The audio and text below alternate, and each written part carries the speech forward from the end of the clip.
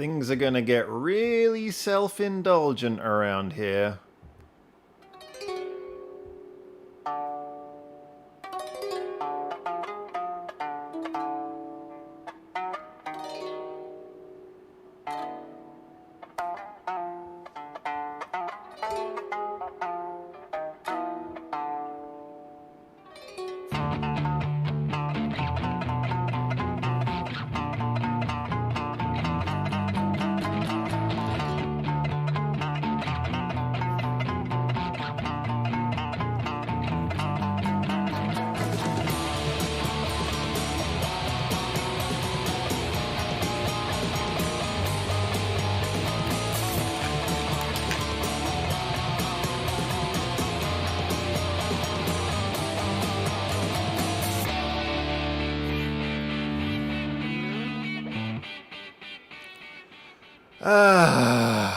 Yep, thank you everyone. Thank you everyone.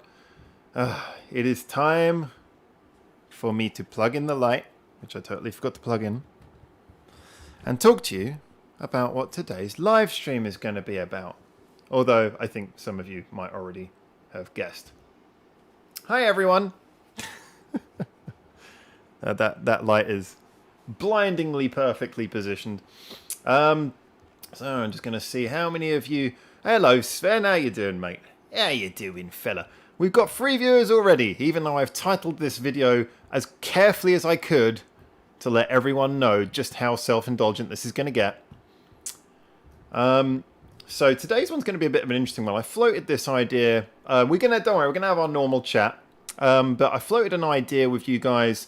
I think it was in the last live stream actually. I maybe mentioned this. Which is that basically I've been going through a lot of my old stuff, a lot of music that I've done. I've just been, cataloguing it and putting it somewhere safe because a lot of it's spread out.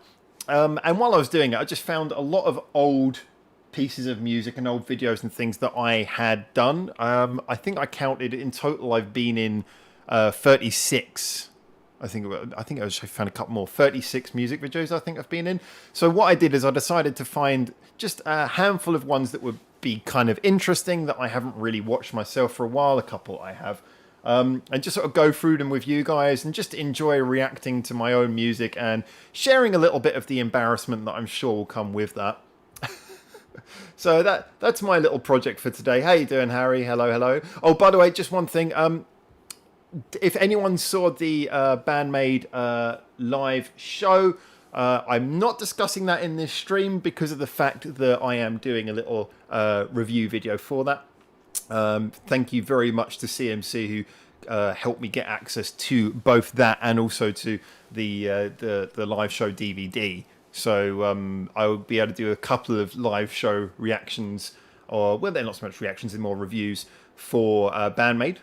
Coming up quite soon, which is going to be quite nice. So having seen them live, having seen a live DVD, and having seen a live performance, how to word it, online, I guess. there's no better way of saying it than that, an online live performance.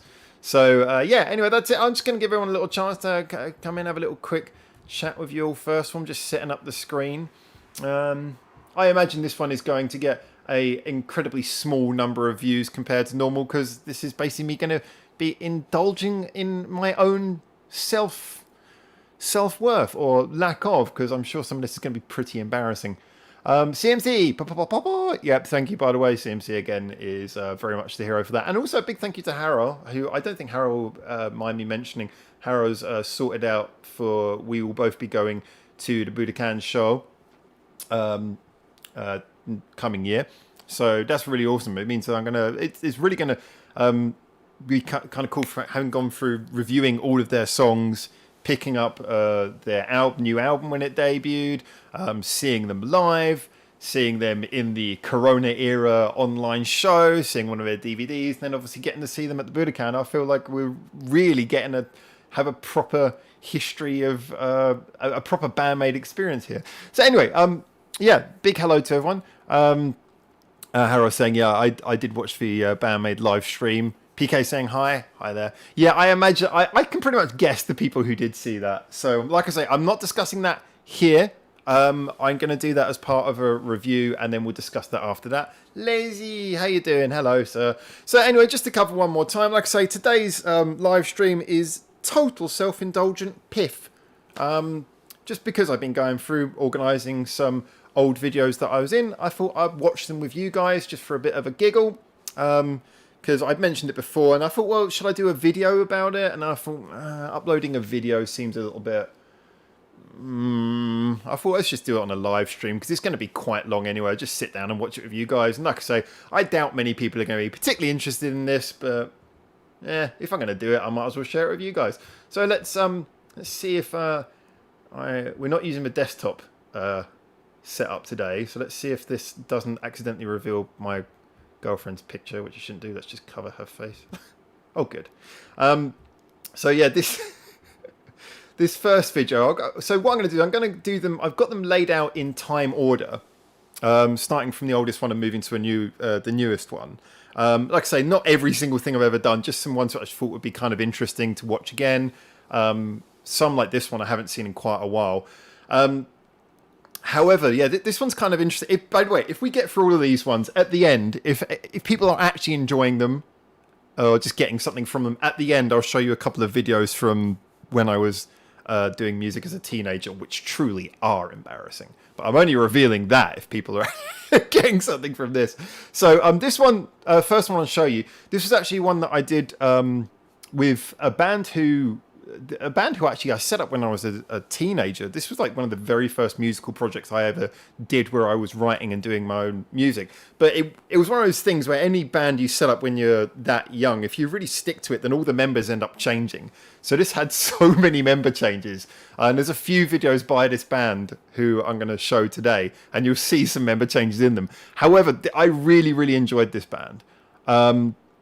And it was, this was a video where it was kind of like, this is one of our more rocky songs. But even with that, I'm still wearing quite possibly the most absurd Hawaiian shirt you've ever seen. And you can see my guitar there in the first frame. That is my guitar. That is what I did to my guitar. No shame. I've seen some of your videos from your other channel, Sven. Yeah, I mean, if you've seen my other channel, you've probably seen, I think quite a few of these are on there, so you've probably seen a lot of what I've done already. However, I haven't watched them in a while, so this might be a bit of a giggle for you guys. But this one, actually, I thought this was a well-written song, but it's your typical sort of angsty, early 20s, late teens. Let's rock about how everything in life is immoral, whatever, blah, blah, blah. Anyway, enough waffle. If we're going to get through these, I might as well play them. So, let's have a look. This one is called Wondering If. Oh, yeah, and this video was filmed in widescreen. And I have got the technology to put it in widescreen, but the fact that when we initially saved it, it was squished into 4:3, that shows how old it is. And I never redid it at the time. Now that's just the way it is. This video is squished. I have no intention of changing it. I'm going to keep it squished. And yes, I vandalized... Well said, Lazy Lion. I vandalized the guitar. I think I did that when I was must have been about 14 or 15. And I was always that one kid who, even though I was with all the rocker kids and, all of that sort of stuff, and I liked to make things look childish and ridiculous and colourful. It's my thing. Anyway, let's check this out. Oh. I don't know if you got any sound there. Did you get any sound? Ah. Maybe. Let's just check that again. No, there's no sound coming through. This is a pretty ridiculous start, isn't it? Ah, I got it muted. There we go. All right, let's check that out again.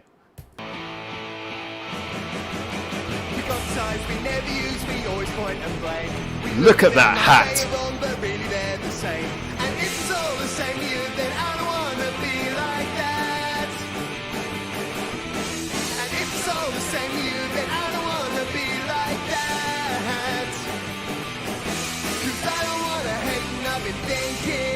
We couldn't do anything seriously, as the constant use of the toilet shows. Are we all the ones to blame? Should we all be in shame? Put our hands over the flame again. My friend did the production for this, and in some ways it's really good, and in some ways it's way too much production for something quite punky. We always talk, and yet it seems that nothing will ever change. We point a finger every day, there's no one left to blame. And if it's all the Oh, same to you, God. then I don't wanna be like that. We did shoot an ungodly amount of this in the women's toilet of a community centre. This was all in the community centre, which we rented. I think we rented the entire building for 4 hours, and it only cost £10. Are we all the ones to blame? Should we all be in shame? Put our hands over the flame again and go burnt again like we did before. But no more, no, never again. And I'm wondering if it's the same. Are we all the ones to blame? I think that's a good chorus. I'm proud of that chorus. Put our hands over the flame again. It's got just enough chords. Go burnt again like we did before. But no more, no, never again. It's like the somber ending, but look at that shirt. Oh, that shirt. It's a thing of beauty. I miss that shirt more than you can imagine. It's giving me Elvis Costello feel, says Dragon. Actually, yeah, that's interesting. That's a really interesting reference, actually. It is a little bit like that. All right. So, yeah, there we go. Let's see if we can get the next one lined up. Okay. So, all right, this next one, actually, this one is actually very, very... and that's the name of the band, by the way, Smoke It and Die. That's the name of the band. It was... I named the band when I was in school, which is when I first set it up. I think it was in the last couple of years of my, in America, called high school. And I was just sort of like walking around. I was like, okay, we need a name for a band. I haven't got a name for a band. Can someone think of a name for a band? And my friend, who actually turned out to be... He ended up studying production, and he was one of the people who first taught me how to do production, just after I come back from America. And yeah, he was just, I think he was leaving for a dentist appointment or something, and just as he was walking out of the lunchroom hall we were in, he just went, call it Smoke It and Die. I was like, all right. And that's what we ended up calling the band. And that band, by the way, still exists, even though we now only do stuff remotely, because the drummer is in England, as is the bassist. We do still do stuff remotely, and yet it's still called Smoke It and Die. So that's an interesting one. Anyway, this song was one that this was when because although I'd done a lot of travelling, I always came back to my hometown, which is a town called Gravesend, just outside of London. And this was like from... but to be honest, the place, it was kind of had your typical small town suburban vibe, in that it was just small enough that everyone knew everyone, and it was kind of just a gossipy, beautiful place, but a bit, yeah. So anyway, I ended up leaving there, as you do, but I'd left there many times. But when officially, this was like, okay, this is the time that I'm not coming back. You know, when you leave your hometown, you go, okay, I am definitely not coming back now. This is goodbye to this place forever. I wrote this song, and yeah, so we wrote this song. I wrote this song, and then just this video meant a lot, because I recorded this upstairs in a music shop that I'd spent all of my teenage years going to, and we were just upstairs in the attic rooms above there, where they let us just come in and just play around and play music up there. And just cutting little clips of like people I'd known and stuff, and like my closest friends from there. And so this was a really nice one. There's no drums on this though, for a reason though, because this was the video directly after the drummer from the last video. We had an argument and he left. We had the biggest bust up in history, because we were doing a band exchange thing. He was drumming for my band and I was singing for his band. But yeah, anyway. That's a whole nother story. Let's have a look at some of the comments. I like the hat. Nothing wrong with a good hat. Thank you, ladies. I've always been a hat expert. I almost feel a bit of a traitor now for the fact that in the last couple of months, last month, I've taken away the hat. All right, now let's check this out. This one, and this is also one of the ones that people most like when I do this one live. Gets really good responses, this. So I still do this one now. It's very easy because I can play it on my own as well. Summer Revival. I muted it again. Ha! Look at that face. Stare at the face for a moment. Okay. Let's do that again.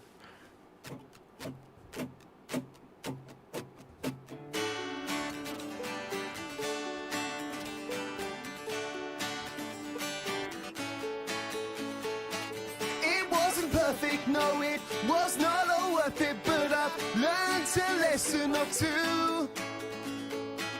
We had the good times and we had the bad times, and of both of them we had a few.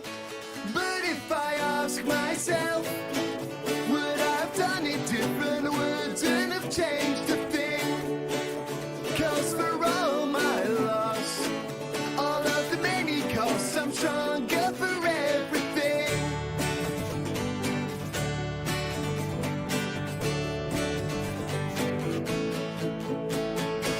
You want me to fail, but I'm getting back up, and I've got a trick or two, you see.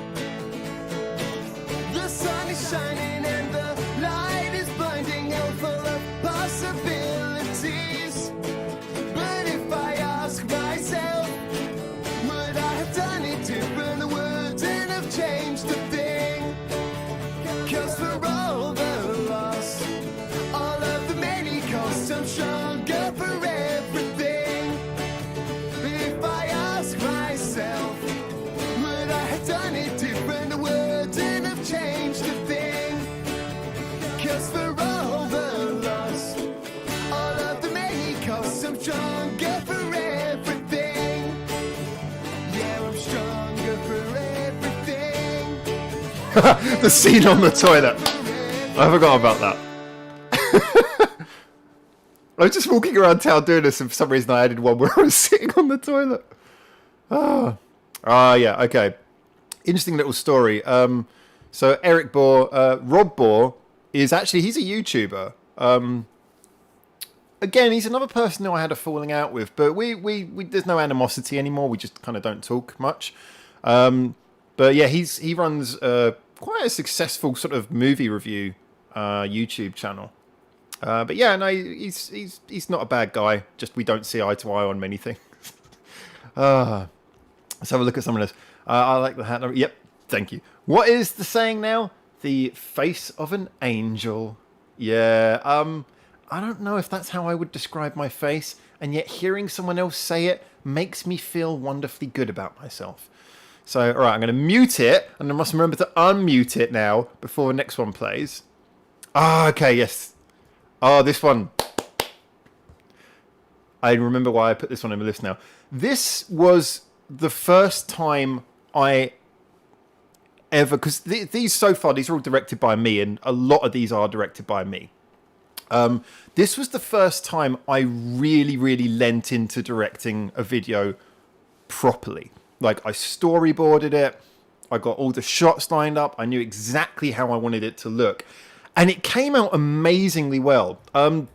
There's one shot, for example, because this was all filmed by hand with no fancy equipment. There's two shots I was really proud of. One is where the drummer, because this, by the way, this actually goes back to, we filmed the footage over such a long time that the drummer from the first video was still in this video because we filmed it over such a long period of time.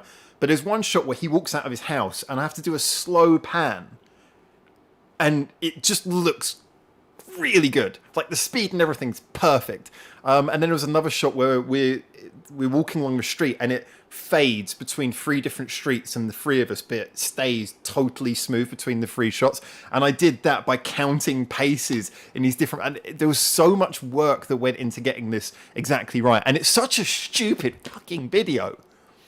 But I'm really proud of this one. And the song as well. I'm proud of the song. This is like not the sort of thing that I usually do. This was like the first time I'd done like a dramatic rock ballad type song. So I was just really proud of how this came out. And instantly, the little spoken intro you hear at the beginning is done by Rob Bohr, mentioned in the last last video.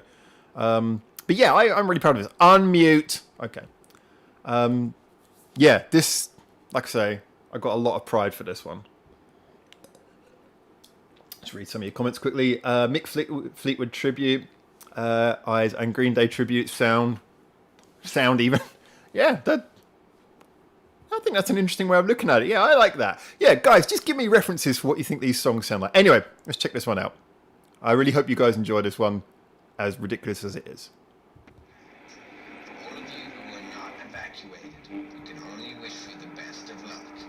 Telephone networks are mostly still active, so if you have someone to say goodbye to, now is the time. This is our last transmission. Our thoughts are with you.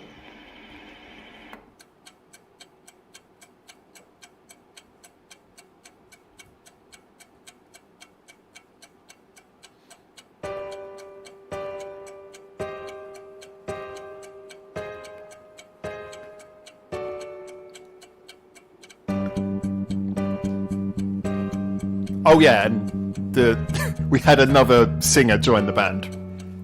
Should have mentioned that. Everyone you ever loved, well, they'll soon be gone. Oh, gone. All the arguments you ever had, they'll soon be gone. Oh, gone. And all I can think about is a God to get to you.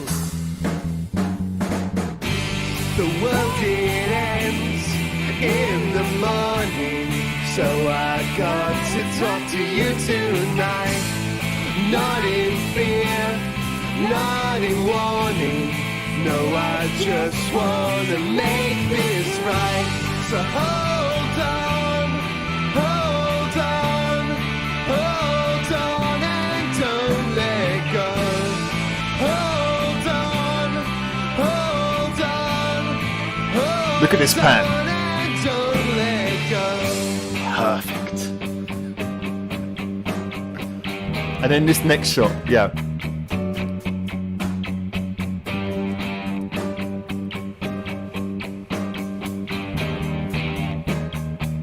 Asda. Everything that you ever dreamed, it'll soon be gone. Oh, gone. All the famous people you had a little crush upon, they're gone. Back to Elvis Costello. Thanks, CMC. And all I can think about is a God to get to you. The world it ends in the morning, so I got to talk to you tonight. Not in fear, not in warning, no, I just wanna make this right. So hold on, hold on, hold on and don't let go. Hold on, hold on, hold on and don't let go.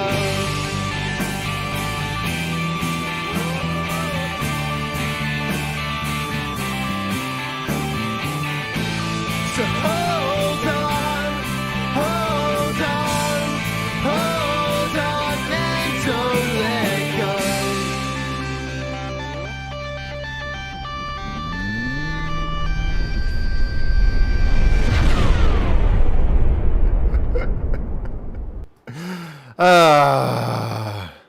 That was fun. Okay. So, yeah, I was doing that funny bounce thing. Yeah, I forgot a couple of scenes in that. First of all, the scene where we're singing in the dark, that was actually filmed at an abandoned fort in the marshlands outside of the town. And there was like tunnels underneath it, and we just went out there and decided to film them in those tunnels at night. So you can't really get how cool that location is from the crappy camera quality, unfortunately. But that was really fun to do.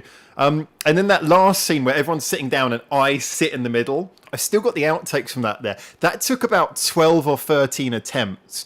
You have no idea how difficult it is without looking to turn, sit and drop yourself between people in a setting like that. So there was just repeatedly me sitting on the drummer's lap or sitting on the bassist's hand and things like that. So that took a lot of work to get right. But yeah, I'm really proud of that one. Now, let's have a look at some of the comments. But frying pans are the best pans.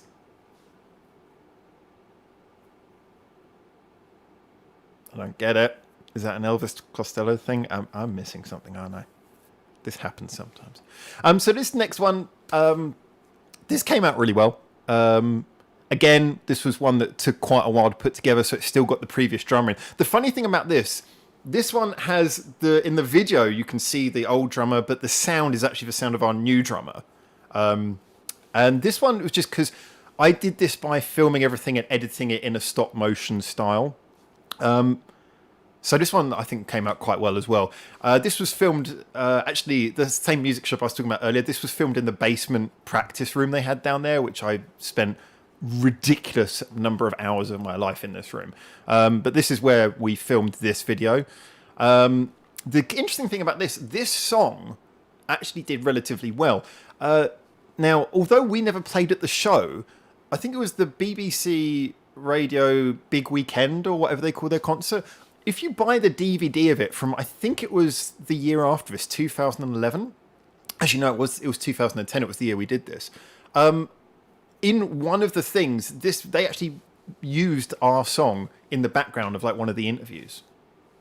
We got paid, even though we never played at the show. This song appears in the background.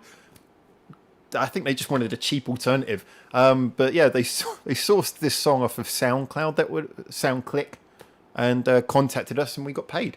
And it took over a year for me to actually see how they'd used it. They didn't show it to us. I'll consider buying an album of these songs. You can. I'll links later.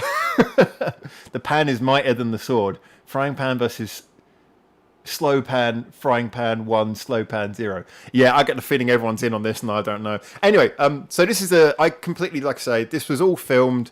Again, this was one that I had to put it together and storyboard it really carefully, but this one was actually surprisingly easy to do. But I think it came out well. And like I say, this song was quite well received. You know, it got purchased.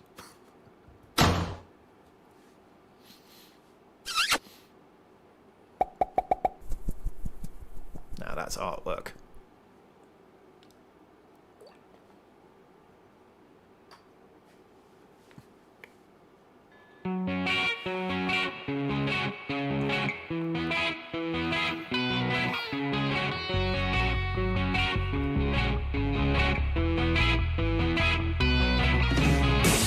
I don't know what I'm supposed to think and what it is I'm supposed to do. I look around and everything I see, it all looks so blue. Everyone's selling records by shaking their eyes, so threatening to kill you.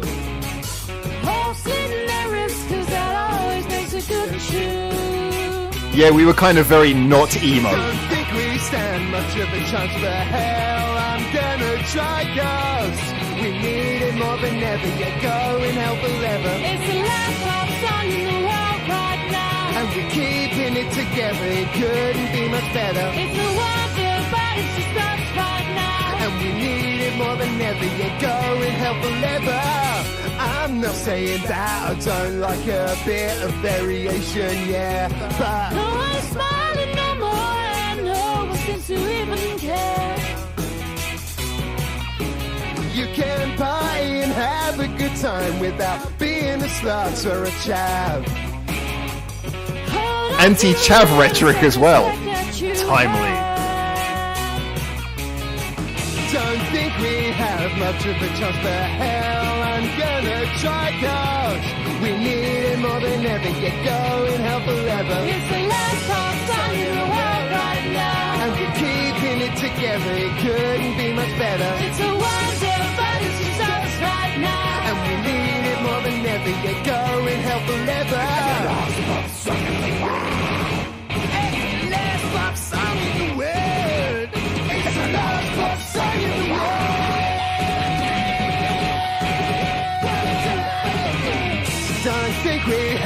much of a chance, but if there's even a sniff of a chance, then hell, I'm gonna try, 'cause we need it more than ever. You're going hell forever. It's the last pop song in the world right now. And we're keeping it together, it couldn't be much better. It's a wonder, but it's just us right now. And we need it more than ever, you're going hell forever. It's the last pop song in the world right now. And we're keeping it together, it couldn't be much better. It's a wonder, but it's just us right now. And we need it more than ever, you're going hell forever. Last pop song in the world.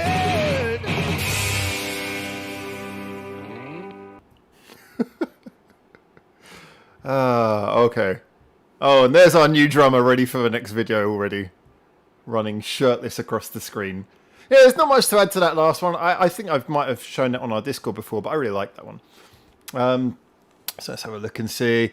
I think I've seen this one before. Yeah, I did show this one, I think, before. This next one, a couple of people have probably seen before as well. This one, I'll explain quickly in a minute, but just reading some of the comments. I hope you are as well. I hope you are. Hello, Craig. It's Elephant. Okay, so Sean, who was there for a lot of this. Actually, Sean, you missed the video that you were in was a moment ago. The backing vocals doesn't fit so good with the woman's voice. Yeah, I had some funny comments about the just sort of like the balance of our voices together didn't work particularly well, and I think that was probably kind of true. That was the last song that she actually did with us, but you know, totally on good terms, still on good terms with her as well, but I don't think our voices worked very well together, if I'm honest with you. 2010, that's right, Sean. BBTS tribute for the win with the alternative vocals. Yeah, I don't think that's going to happen. Okay, so this next one, a quick intro to this one. This one was really, really fun. So this was our new drummer. Basically, we needed to go somewhere because we'd already half finished this album with the old drummer, and we decided that we were going to record the rest of the songs with our new drummer, who we just picked up. This guy, who you're about to see, or you can just kind of see now. And we also wanted him to re-record the old drum lines, because like I said, there was a lot of animosity between us and the other drummer who we broke up with. So he came in to re-record the drum lines and help us record the rest of the songs. And we were like, okay, where are we going to record? We've like spent a lot of our money already. And so he knew someone who owned an old abandoned scout hut in Gravesend, which was due for demolition a month later. So we basically had an old scout hut just for us. But this thing was dilapidated. You could see it hadn't been used for years. And what made it better is the guy who owned the scout hut also owned a recently closed like fancy dress clothes shop. So he had just had boxes of like weird clothes and things lying around, junk everywhere. So we spent an entire week in there recording everything. It was one of the best weeks of my entire life. So much fun. Sleeping just with everything laying around. There was no buildings too close, so we could make as much noise as we wanted.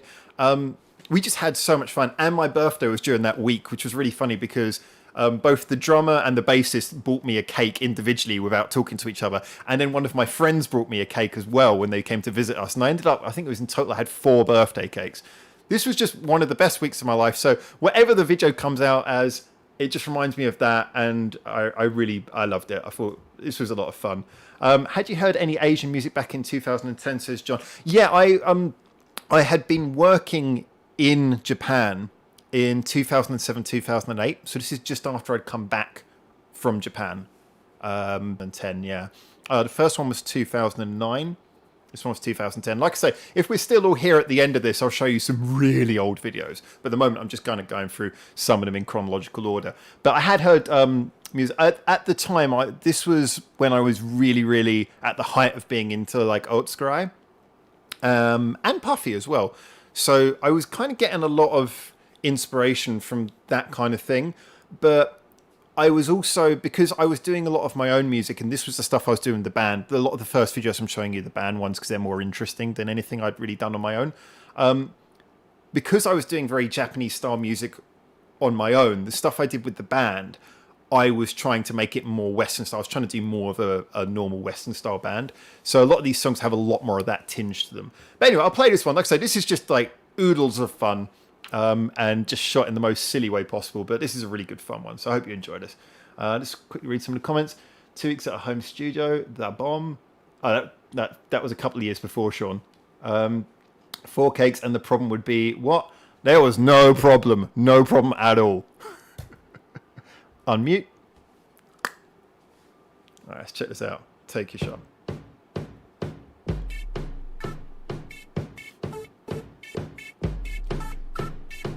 I'm sitting in my room, I've done nothing to you, but you're up here in my face. I can't find my own dumb space. You need to just step on back and take a look at the facts, cause I'm busy, can't you see? You need some priorities now. I'm trying to have my lunch, but knickers are in a bunch when my other half texts me about some stupid party that I went to with all my friends, cause she wanted to attend. But when I asked her last week, she didn't say a damn thing, no.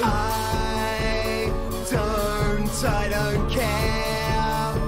It's all good cause I pay no attention to all the crap I hear, I know, get off my back. You can't bring me down, that's a fact. I'm joyful in defiance, take your shot. You're never gonna get me, take your shot. You're never gonna bring me down, you suck real bad and you can go to hell. That and also your breath smells like poo. Best lyric ever. You think I should do work, you're not the boss of me, jerk. You stand there in your crap suit, you make me just wanna puke up. I'm living fast, not waiting, but some folks are berating, especially chavs in town, tracky wearing no-class clowns. Get pregnant for the money, then try to talk down to me. Yeah, in it, text your mates about how you think I'm gay. There's a lot of chav hating on this band. I don't care. It's all good cause I pay no attention to all the crap I hear, I know, get off my back. You can't bring me down, that's a fact.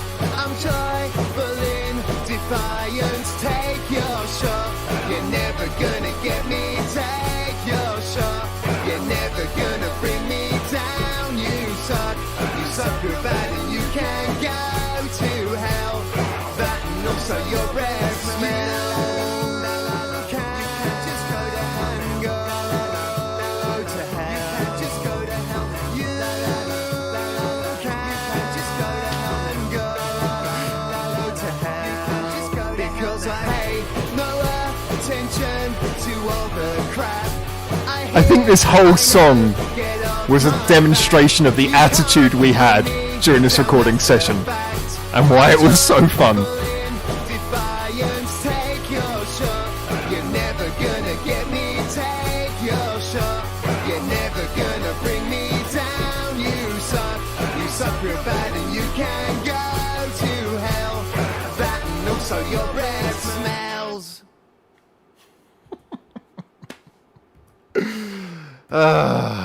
Beautiful. Absolutely beautiful. Okay. Yeah, that was... let's have a look at it. Very Brit rock. Yeah, this was... I think there was a lot of my sort of growing up with 90s stuff, and that whole way I was singing a lot with this band was probably due to growing up listening to a lot of Blur. Lyrics are quite aggressive. Yeah, that was actually something that... because this was the first video that Steve ever saw of mine. This actually video is the reason why me and Steve became such good friends and have known each other for so many years now.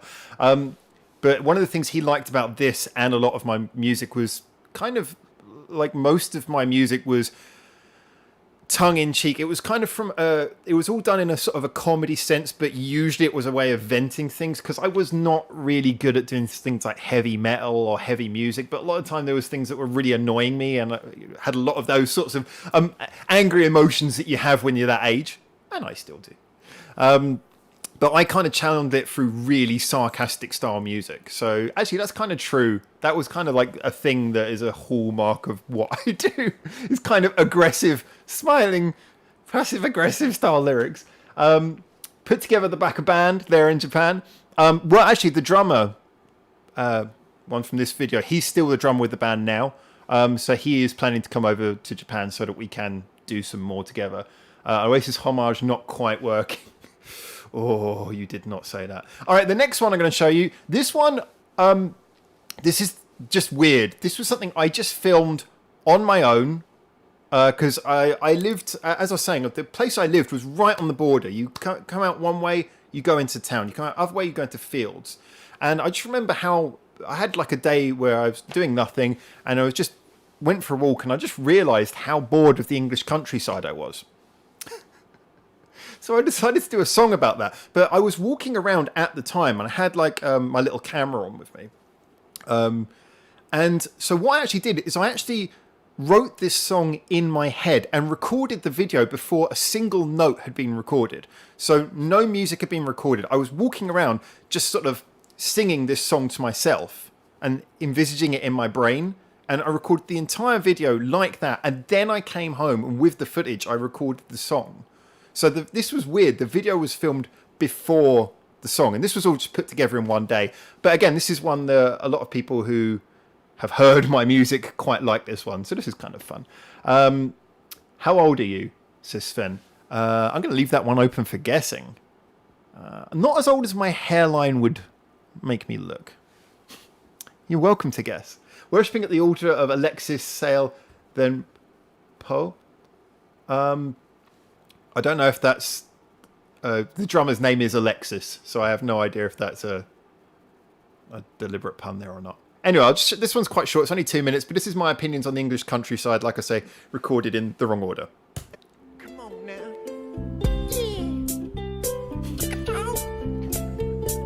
Countryside, baby. Cause the country's boring. Yeah, the country's boring. And to be totally honest with you, there's not much I hear worth recording. Cause the country's boring. Yeah, the country's boring. To be totally honest with you, there's not much I hear worth recording. It's a horse, there's a horse, another horse. It's a tree, there's a tree, another tree. It's a church, there's a church, another church. It's some grass, there's some grass, and more grass. It's a horse, there's a horse, another horse. It's a tree, there's a tree, another tree. It's a church, Perfect there's a chorus. church, another church. It's some grass, there's some grass, and more grass.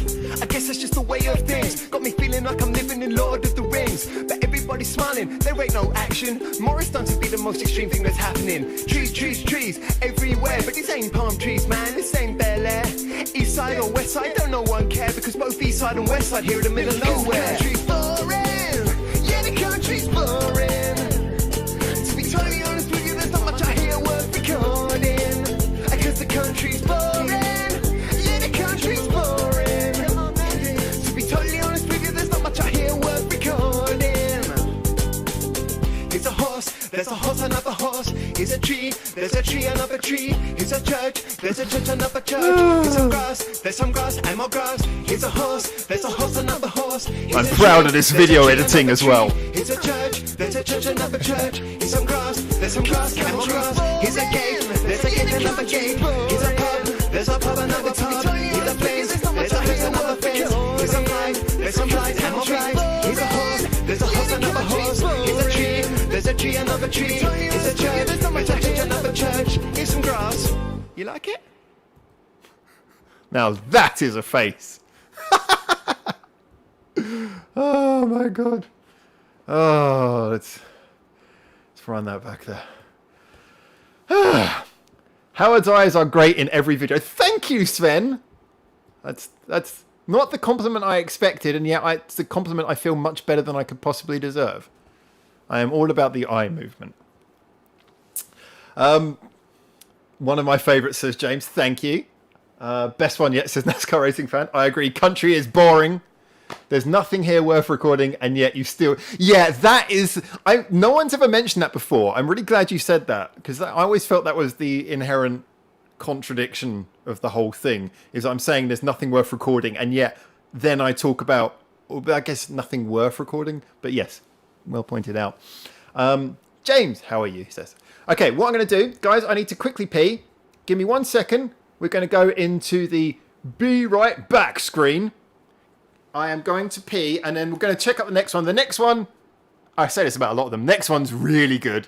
in that a lot of people like it, at least. Anyway, I'll be back in a moment. Oh, and it actually took more people to record this one than just me. All right, give me 1 second. I'm going to pee, and then we're going to carry on with this adventure of a lifetime. Of my lifetime. I really hope you can't hear what I'm doing. It would be genuinely quite disturbing. You can't hear this bit, but you're probably going to hear the next bit. Lush.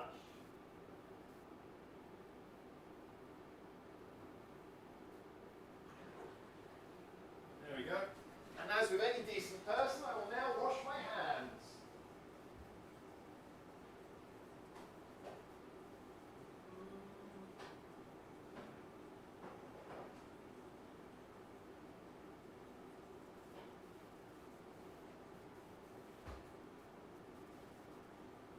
Whilst washing my hands, I'll collect another drink. And we will continue this madness. Alright, I've got to be very careful again to click the right button so I don't suddenly show off my girlfriend on my desktop, which I nearly did before and would be very much against her wishes for privacy. Yeah, I'm back. Alright, so this next one is quite... Oh, let's just quickly read the comments. Not Pete, Go and Plant Flowers. Errol, what songs has he showcased already? There's a couple of James ones coming up later anyway. All right, so this one, this was, I think this was the first I recorded in London, living in London. There's a lot of stories behind this, but I'll keep it relatively simple. Basically, this isn't a band song. Again, this is one of my songs that I did for one of my own projects, one of my own self-recorded things. This was very different tonally. I decided the album that I was working on here, most of it was much more rock and had more serious tone than a lot of the stuff that I'd done previously. Not all of it, but this one was a particular standout example of when I did something a little bit more harsh in tone that really worked. The woman in the video is a close friend of mine from years back. We're still very good friends. She's one of the most intelligent people who I've ever met. I mean, you say anything to her, she's got a fantastically intelligent response. And she has a very, very English accent as well, which makes it better when she replies beautifully articulately. However, she was also a model. So I said, well, look, I had an idea for the video, and I was like, okay, I want someone to be in this video. And yeah, so she did this, and yeah, I think the video kind of speaks for itself. So I'll just play it through, and we'll talk a bit more afterwards. I wouldn't been crap at reviewing the beers, as Ivy Shy said. Howard was the best guy for it. just because I drink beer. That's the only reason. Otherwise, James is the man. Otherwise, all right, let's check this out. This is "Don't Go Home" by me.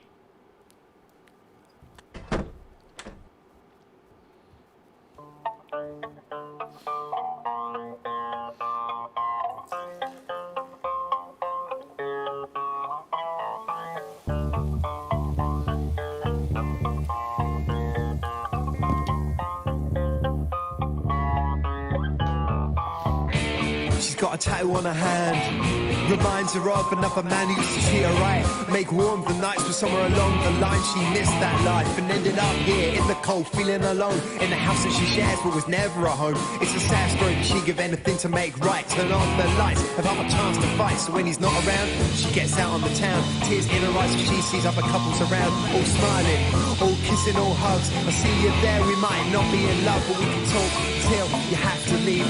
Make this your little land of make believe, but as she gets up and her face drops as she goes to walk away, there's only one line I have left to say: please don't go home. There's just no point in either of us being alone. Forget your phone, just don't go home. There's just no point in either of us leaving alone.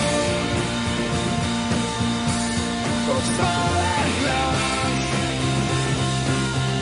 that's the only task. She says she has to leave, I say that's what you believe, but you should have one good night and tomorrow's another day. She said you're trying to get me drunk. I said it's not that way. But that tattoo's on her bruise that says you're scared to go and that you're scared to be back. You can tell that we had nowhere to film this but a bench, so we went to Camden. She looked back up, she said life's that way. I said why? She says it is. I say it doesn't have to be like this. You look around at everyone else and you know what you miss. She picked up her bag, you're sweet, but you don't know. And she had no bag. You don't know yourself if you choose to leave.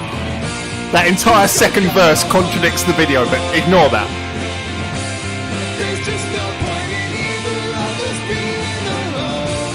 Forget your phone, just don't go home. There's just no point in either of us leaving alone. Don't smile at last. That's the only task. Let's make this last. Said no, you're right that he's not a bad man. Thanks for caring and talking, and I hope you understand. I didn't understand as she walked away. I kept my mouth closed, but all I wanted to say was, please don't go home. There's just no point in We filmed that in Hendon Station where I was living at the time. forget your phone, just don't go home. There's just no point in either of us leaving alone. Prop budget of 0, damn right.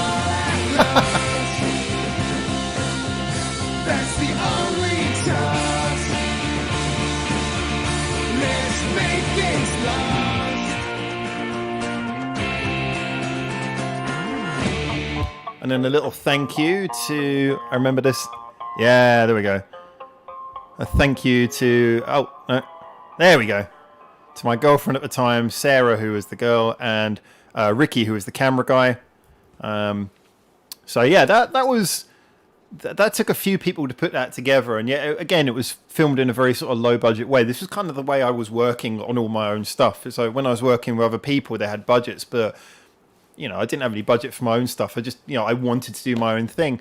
And, you know, a lot of the inspiration I got for these things was from working with other people, hearing what other people who I was paid to work with were doing, gave me the inspiration to do better things myself. So I got a lot of inspiration for these things from not just listening to music, but listening to other up-and-coming artists who I was basically put in a studio with. But I'm happy that I think everything I did always kind of kept a bit of a personal touch to it. Always kind of, I think there's a lot of identity to the music I do. That's what Steve always tells me, so I believe it. If Steve says it, I believe it. But yeah, that one was really good to do. The apartment you see at the end, let me just wind that back for a second. This room, I lived at the time in, and James will attest to this, in a tiny little shoebox-looking apartment. And it was a little building built in the garden of another building. And that building was just a terrace house in London. So you can imagine how small this was. And then the building I was in the garden, had 3 apartments in it. So when you look at this is literally the size of the one room we had. And there's a little shower cubicle room behind a door in the corner. That was it. It was tiny. But anyway, I moved in there with my girlfriend. So I was living with a Korean girlfriend at the time, who thanked at the end of the video. And yeah, so I was living in there with her. Tiny little place. The bed took up almost the entire apartment. But this one was next door, and unsurprisingly, they had trouble getting anyone to move into any of the other ones, because there was no one as poor as us, I think. So as a result, they were kind of empty and unfurnished for quite a while, so which is why we used the next door apartment, which was unlocked, to film this scene in. But there you go. I'm just going to reply to a couple of comments instantly, because Lazyline said, when is the whiskey review? When I can afford whiskey. That's probably when. Harry, a little late on the comment. However, if you were to write the Countryside song now, yeah, I read this one, you'd have to add Bears, Murder Hornets lyrics. I was actually thinking of doing something like that. That had come into my mind. So something like that might happen. Bed in shed. I loved your fridge stove combo. Oh, yes, I forgot about that. I forgot about that thing. That was not in this apartment. That was in... Well, that was... Because I moved from that weird building at the end of the garden to the actual house. And when I was in the house, that's when I had the fridge stove combo. Lazyline, that apartment would be big in Japan. Do you know what? I think even by Japanese standards, that would be pushing it. But you have got a point. It's much more suitable for a Japanese size. Okay. All right. Okay. So this next one, we're moving 2 years forward now. This is 2 years later. Now this one is the ultimate DIY video. I set myself a challenge to go from Hell in Norway, the town of Hell, back to London on like a tiny budget. So there ended up being a lot of hitchhiking. Basically, I gave myself a couple of weeks and I travelled from Hell in Norway all the way back to London. At the time this happened, basically this whole year, and I think you see this reflected somewhat in some of these videos, I was trying to have a lot of fun. I was trying to do fun things because basically I was going through a really bad time, like a lot of personal stuff. I had been on quite a bit of medication as well. And it was a really awful time. But it ended up being one of the most creative times because it pushed me to do a lot of creative things. And I had quite a good job at the time, but it was part of what was making me kind of miserable. And I was paying off a debt that had been put on me by someone whose name I'm not going to mention, but they left me in thousands of pounds worth of debt. And I was everything was miserable. But I was getting a lot of creativity out of it, which later on I look back on this year and I think, wow. But I occasionally took a small bit of the money that I was making and used it just to do, because I couldn't afford much because I was having to pay all of this debt off for someone else. But I was using some of the money to occasionally do little trips. So I did this one to Italy, which also comes up. I think I selected one of those videos as well. But this one was an interesting one because when I was about halfway back from Norway, I ended up in a town called Kortrijk in Belgium, on the Belgium-France border, with Lille. So Lille and Kortrijk are the two sides of the border. And I ended up getting stranded overnight in, like, I think it was sub-zero temperatures at the time, with nowhere to stay. And I ended up sleeping on a bench, and I couldn't sleep. I ended up like getting seriously cold to the point that it was actually kind of a bit dangerous. And I hadn't eaten that much as well, which didn't help. And so to keep myself occupied, I started recording a video. And then as I went back through from Kortrijk, and I walked across the border into Lille, and then all the way back, all the way to London, I started just adding little bits to this video. And I came up with this. So this was all filmed by me. Even this first scene where it pans across the grass to my hand, I had to like lie on the floor like this and make it look like someone else was filming it when actually they weren't. The last scenes in London, I did have one of my friends came and helped me with that actually. But otherwise, this is all filmed by me. Let's have a look at some of the... yeah, you can't reach out and touch both walls at once. Close enough. Ladies line from Hell to Parrot, London. Yeah, that from Hell by name to Hell by my experience. Actually, I do really love London, but like I say, it was a terrible time for me. Well, apparently art loves misery. That is true. This was a few of the videos I'm going to show you now are actually from an album that I recorded that year, which, like I say, I look back on very fondly. Apparently, yeah. Song title: "This is the Road from Hell."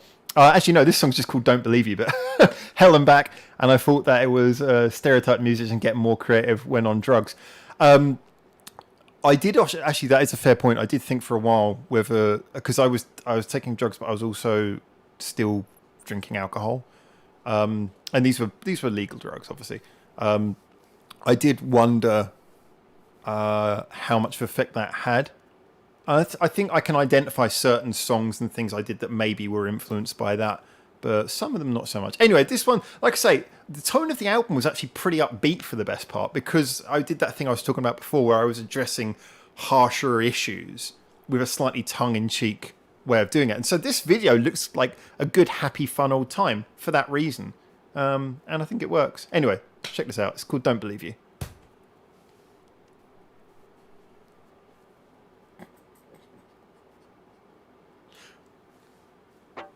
Mastery. Oh yeah, and look at the moustache I grew. Jesus. I say I miss you, you say you miss me too, but somehow I don't believe that it's true. These words you've said before, but I don't believe you mean them anymore. I say I miss you, you say you miss me too, but somehow I don't believe that it's true. These words you've said before, but I don't believe you mean them anymore. There's things I wanna say to you. I'll never get the chance, I know it's true. They'll all get washed away, and I know that there is no point trying to stay. Yeah, yeah. I say I miss you, you say you've missed me too, but somehow I don't believe that it's true. These words you've said before, but I don't believe you mean them anymore. I say I miss you, you say you've missed me too, but somehow I don't believe that it's true. These words you've said before, but I don't believe you mean them anymore.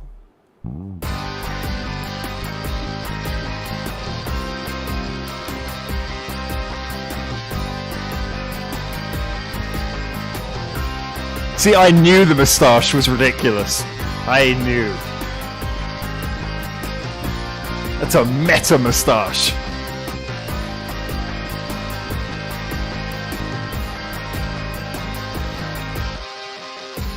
Why is it always me who has to try? That's where I slept. Why do we keep on telling each other lies? In that underpass to stay warm. I know it's probably Ah, this bridge. but we should I'll tell you a story about that bridge in a minute. and just call it what it is. If it's dead, I say I miss you, you say you miss me too, but somehow I don't believe that it's true. These words you said before, but I don't believe you mean them anymore. I say I miss you, you say you miss me too, but somehow I don't believe that it's true. These words you said before, but I don't believe you mean them anymore. I say I miss you, you say you miss me too, but somehow I don't believe that it's true. These words you said before, but I don't believe you mean them anymore. I say I miss you, you say you miss me too, but somehow I don't believe that it's true. These words you said before, but I don't believe you mean them anymore.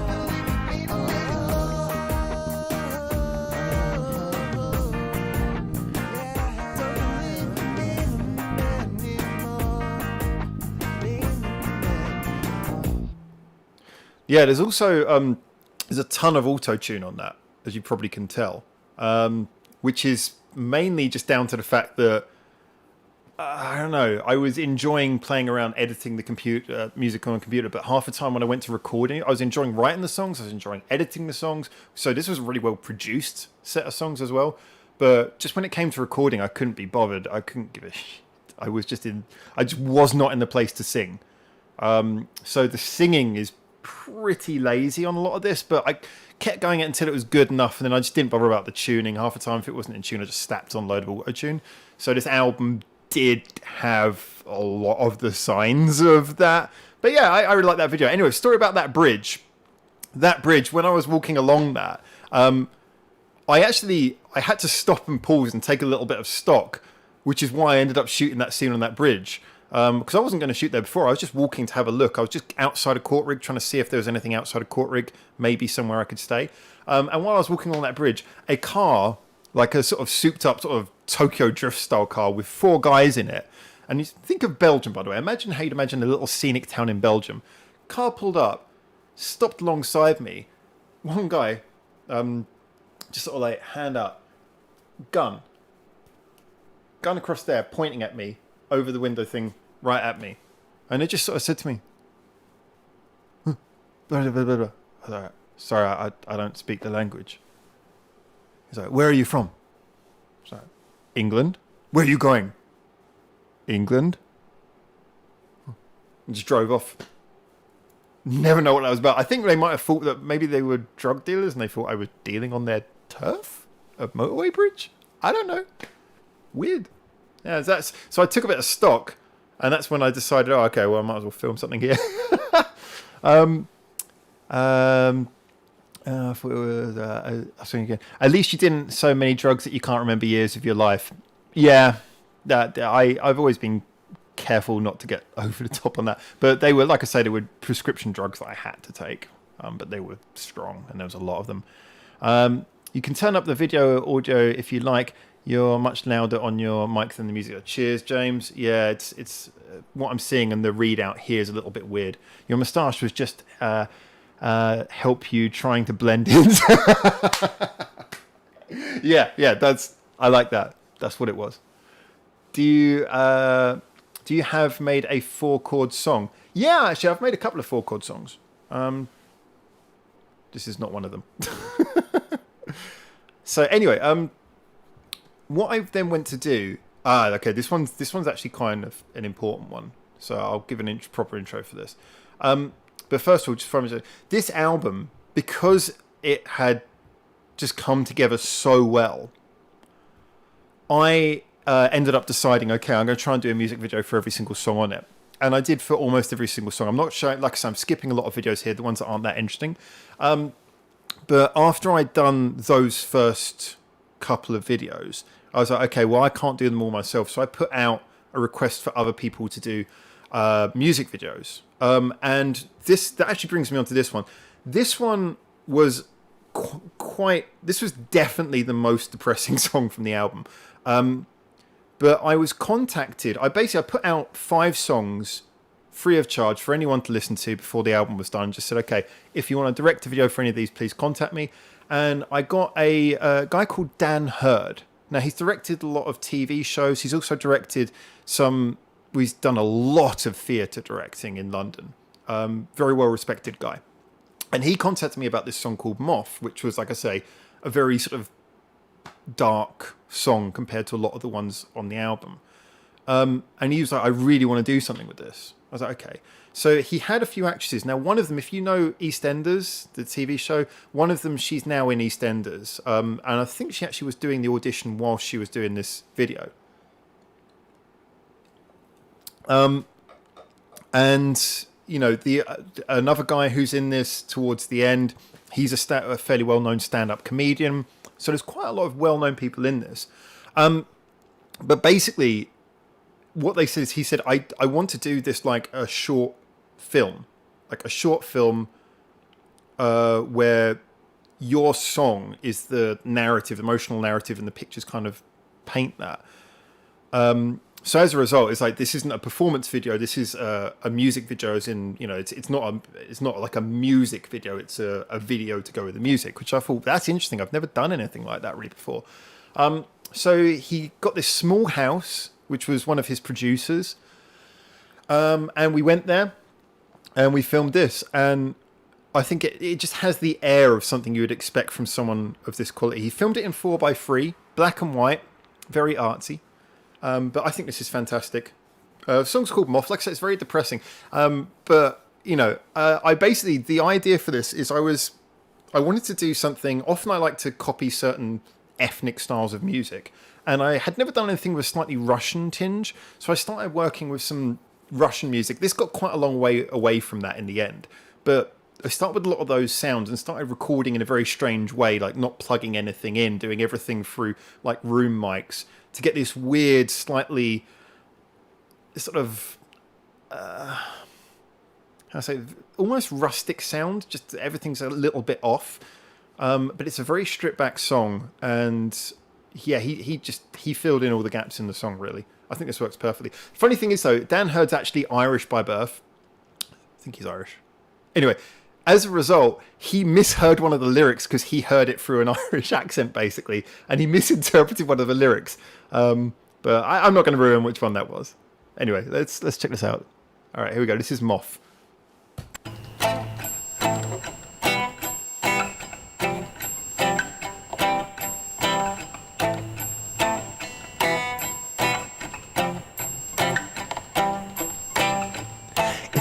can't hear your voice, I couldn't have touched you. A day doesn't pass, I wish I knew why you said I loved you. I want nothing more from you.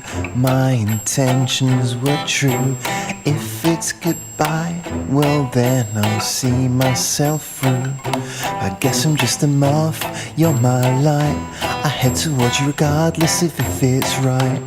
I can write 1,000,000 poems, I can pen 1,000 songs, but if you tell me I'm wrong, then I promise I'm gone. If I can't see your face, who filled my place? Was I just a mistake you had no choice but to erase? Is there a hole where I stood, or did it glaze? We'll be fine if we both avoid that place. But I guess I'm just a moth and you're my light. I head towards you regardless of if it's right. I can write 1,000,000 poems, I can pen 1,000 We used songs, but so if you much tell me I'm water. wrong, then I promise A lot I'm of the gone. time was just waiting for moth, things to you're dry my out between light. shots. I head towards you regardless of if it's right. Especially the I can indoor write ones. 1,000,000 poems, I can pen 1,000 songs, but if you tell me I'm wrong, then I promise I'm gone. You can tell me nevermore as I knock on your door. You can tell me nothing, I'll ask you nothing more. See, But I held this bit your hand. took forever to shoot. I think there was something ridiculous like 40 or 50 takes. It was like some kind of Stanley Kubrick shit. Weren't at home, but I'm just a moth, you're my light. I head towards you regardless of if it's right.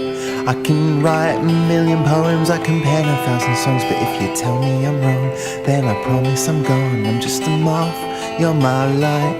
I head towards you regardless of if it's right. I can write 1,000,000 poems, I can pen 1,000 songs, but if you tell me I'm wrong.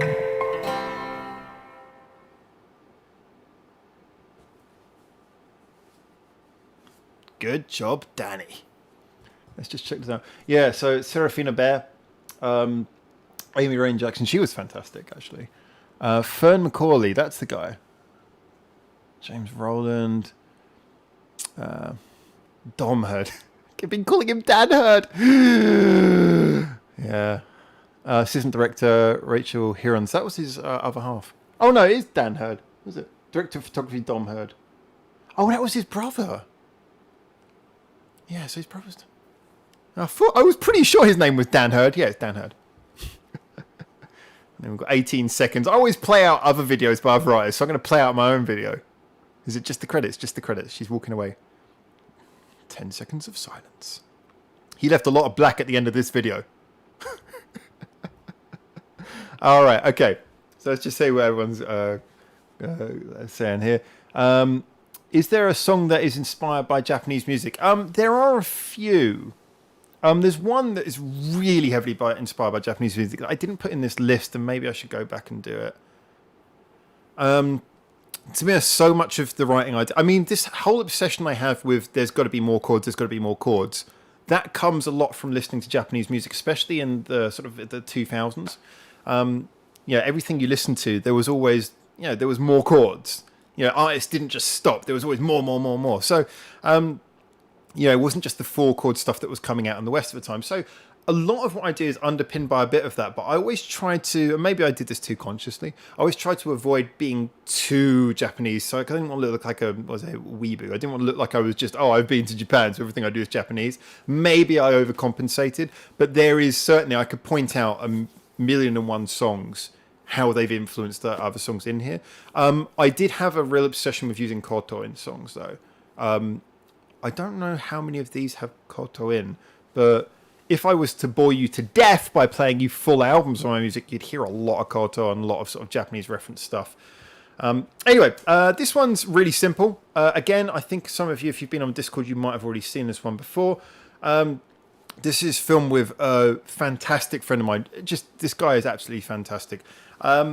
Brazilian. Met him in Camden in London, and he's like just like a freestyle dancer. And he loves what he does. No shame, he'll just dance anywhere. So I said to him, I was like, all right, well, I got a song, and this was one of the songs in question. I was like, do you want to direct a video for it, a dance video? And he said, well, how about you just pick up a camera, film me, and I'll just dance in the middle of the street. I was like, okay. So we did it. So this is his video. This is his contribution. This song's called Then It's Gone. This is about that trip to Italy where I was staying with a really wonderful woman who became very close to, but because of her having there was a guy who was very close to her family who she was kind of almost arranged to be with. So me and her never went the whole distance. We just kind of like, we had our little time together and that was it. However, we had one particularly really special weekend in Venice where we're near to where she lived, and so I thought I'd write a song about that. And this was just it was a really great experience. It was one of those things. It wasn't like one of those heartbreak stories. It was actually like a really uplifting story. Like, I had a really good time with you. We both went our separate ways. So this song's written about that, and I think that expressing it through dance in Leicester Square was a good choice. So let's have a little look. By the way, CMC, thank you for sharing the Reddit link, guys. Do follow the Reddit if you're not already. Is your music on Spotify or other streaming services? It's maybe I should, but I don't know. I've always been very confident in the music I do for other people, and slightly, I don't know. I do this music like with my band. With the band music is more spread, but my music I tend not to publicize it so much. The first album I did was sold, and sold a fair number of copies. The second album I did was just a total shit show. That was in 2009, just before the first video I showed you. And it was totally overwhelmed by company interference, and then I made it worse, to be honest. I made it much worse. I made a lot of stupid mistakes, tried to put my hand in where it wasn't. Instead of fixing the problems there were, I tried to fix problems that there wasn't. And it ended up being the worst of both worlds. It's a decent album, but everything, the marketing was awful. It was badly produced because I got involved and I didn't know enough about production at the time. And after that, I decided I'm just going to do music for me. So I'll do paid music for other people, but I'll do music for me, my music. So this stuff, you can get it. If you go on Bandcamp, I'll give a Bandcamp link. But if you go on Bandcamp and you type in Howard Billington, you can find, I think, everything and a hell of a lot more.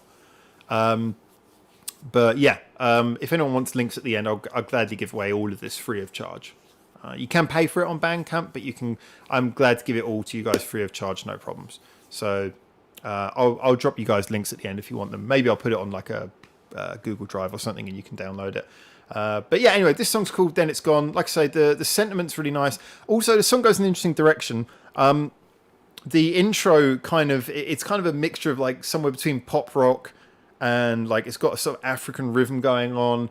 And then also is slightly inspired by some choral music I heard in Italy while I was there. So there's a lot of inspirations in this one. Again, this is another one that Steve really likes, actually. And I remember when I was playing live, I played this one live on the radio. There's a recording of me playing this live on the radio during like a session I did. But this one got requested a lot to do at my own shows. And if it's a one-man show, if it's just me playing without a band, you can't play this song. When I did it on the radio, it was a struggle. But I never played this one live on my own because it's just too difficult. Oh, let's get some music.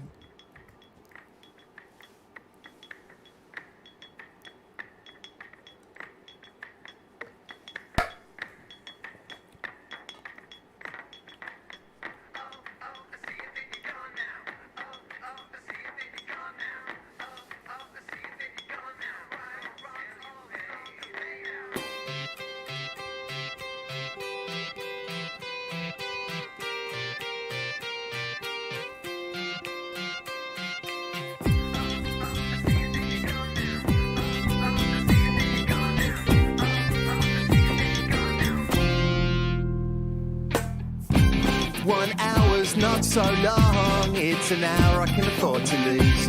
I see you, then you're gone. I think something I can't see through. I eat the food, I drink the wine.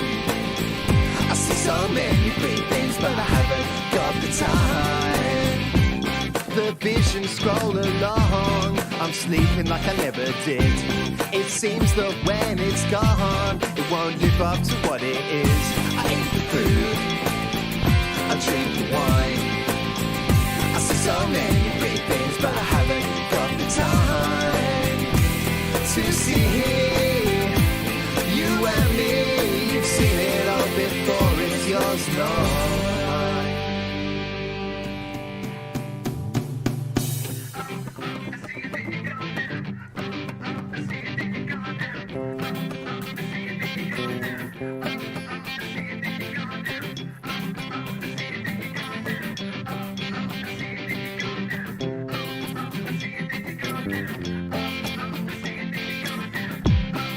Days they go so fast, I'm gonna miss the good eating.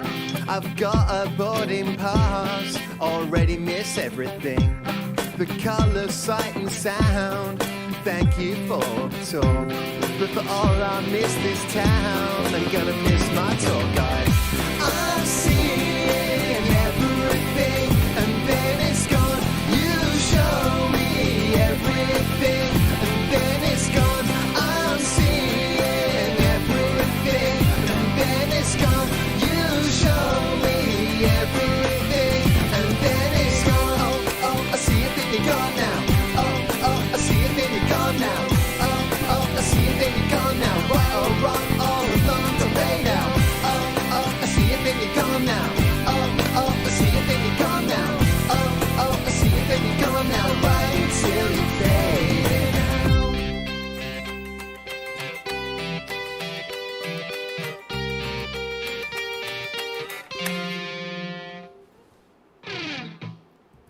I have a copy of the version. I recorded the version I played on radio. It's nowhere near as good. It sounds okay, but nowhere near as good. You need the layering, the arrangement for that one. Just to point out, by the way, in case anyone had already guessed it, yeah, it's a play on words. And then it's gone. But what I'm actually singing is, and then it's gone. Venice. It's a play on words. I'm pretty sure everyone got that who was listening to me rant about the story. Okay, what's next? Oh, okay. Let's have a look here. Remember to smash the like or dislike button, folks. 12 watching and 7. Yeah, well, maybe they don't like my music. Yeah, thank you for that, Harry. It's very true. Better than a big Bosso Harun in tonight, but still doesn't beat Kataz and Shia across. Yeah, no, I mean, and Jensen said, damn, he's really good. Yeah, he was amazing. I don't know. I can't dance to save my life. I enjoy flailing. I love dancing because I'm bad at it. But that guy's got skills. We did another video actually, but that's part of a really long going project over several years that I've started doing. So I've still got that footage. That video isn't finished yet. Okay. By the way, just in case James is still here, we've got 3 videos featuring James coming up. Now this one's really interesting. Now, as you guys might remember, we're still on the same album. This is one where so I put out to several directors. Now, one of the directors, dare I say it, was Japanese. And this is why it broke my heart. The day before the video was due to come out, I was like, dude, the video finished. And he was an animator and he came back and he said, nah, I can't finish it. So I was left in this situation where I was like, oh, I can't finish this video. And I've just moved again. I'm in a new apartment. The laptop you can see on my lap is a laptop that was it didn't work. You know, the screen was hanging off. I was broke. I just moved into a tiny little basement. I was miserable. This had happened. Watch at the end of this video. There's a bit where I look directly at the camera in the video, and it looks like I'm wearing mascara. I couldn't sleep. I hadn't slept. I was not able to sleep. By this point, I was totally destroyed. Absolute wreck. This was kind of the lowest of the low point. And this guy came back to me, and bless him, I'm sure he's a lovely guy, but he was like, no, I can't finish the video. And I promised on my my artist Facebook, I was like, oh, it'll be a video every day for a week. So I was like, okay, I've got to make a video. At home, I've got to make a video. And this is what I made. I decided to make a. This was a video, and this was a really important one because this featured a Haitian rapper, really good friend of mine, XOC. We'd done like 3 collaborations before. Amazing, like one of the best rappers I've ever worked with. A fantastic sense of humor.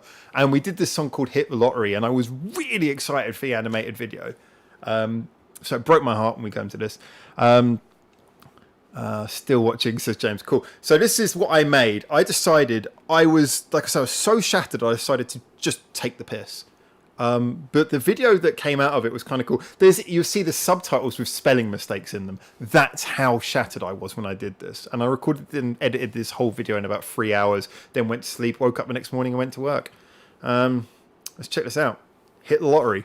This is, also, can I just point out, dare I say it myself, this bass line that I wrote for this song, I think this is the best bass line. I love this bass line.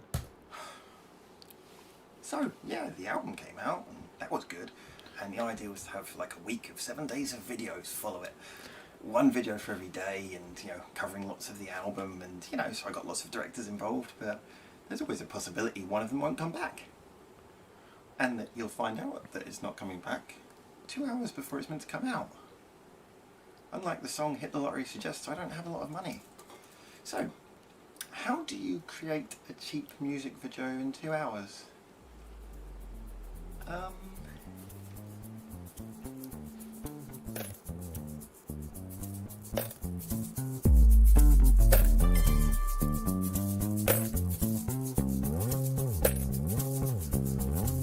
Now I've got money and time, and everything is so fine. I used to always come last, but now I'm first in line. You used to look down at me, but now you look jealously. I broke free so easily, you can do it just like me. If I hit the lottery, honestly, it wouldn't change a lot about me, except the servants, women, and me kinda getting cocky, buying 15 cars, a helicopter, calling it a shopping spree. Life like a star, not a second of monotony. But suddenly all my friends are split in categories. The ones who want to take my cash, no ones who are blocking me. What the hell? You jealous I'm doing well? Let me cry for a bit and then tell you to go to hell.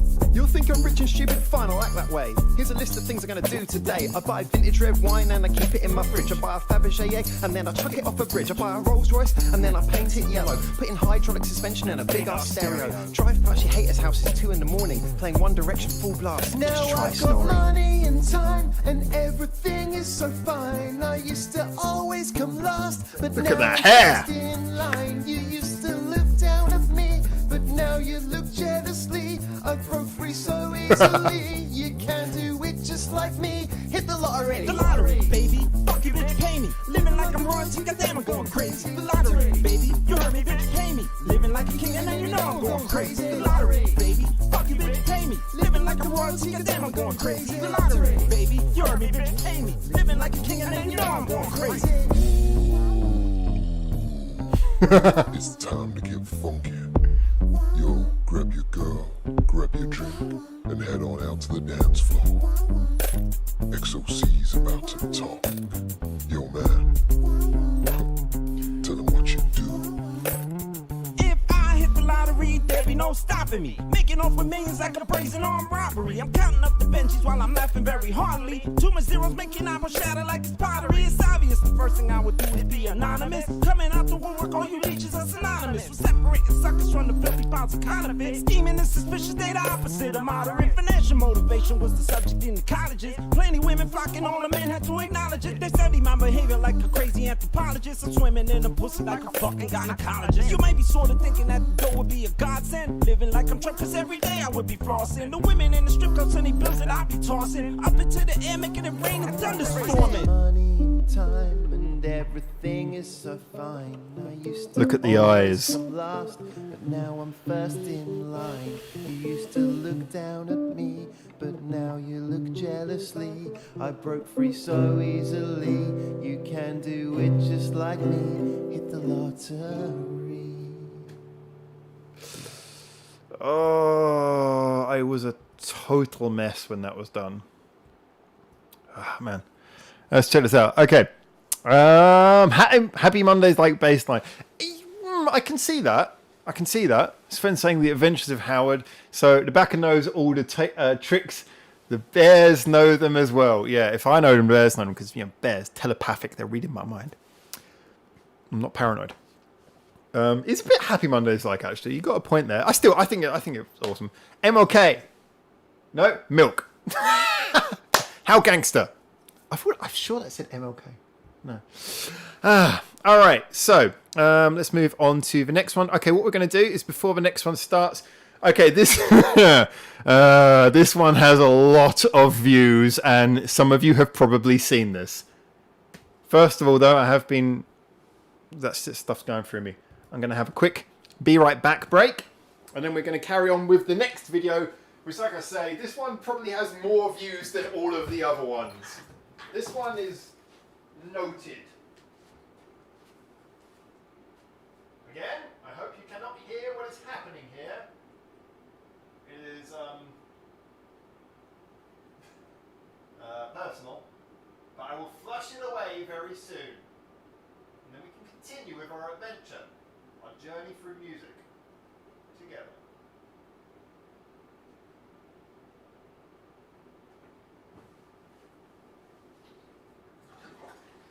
Alright, let me get some more to drink.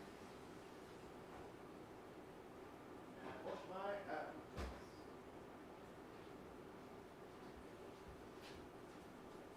Alright, let's keep on going with this one.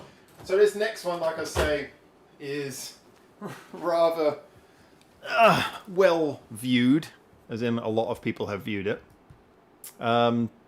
Now, I have to put in a little disclaimer before we start on this one, because this one, how to say, when it was recorded 6 years ago, there was no fuss. However, I wasn't aware of certain changes in politics, thanks to Donald Trump, that made this song come across a bit more sensitively than it should do.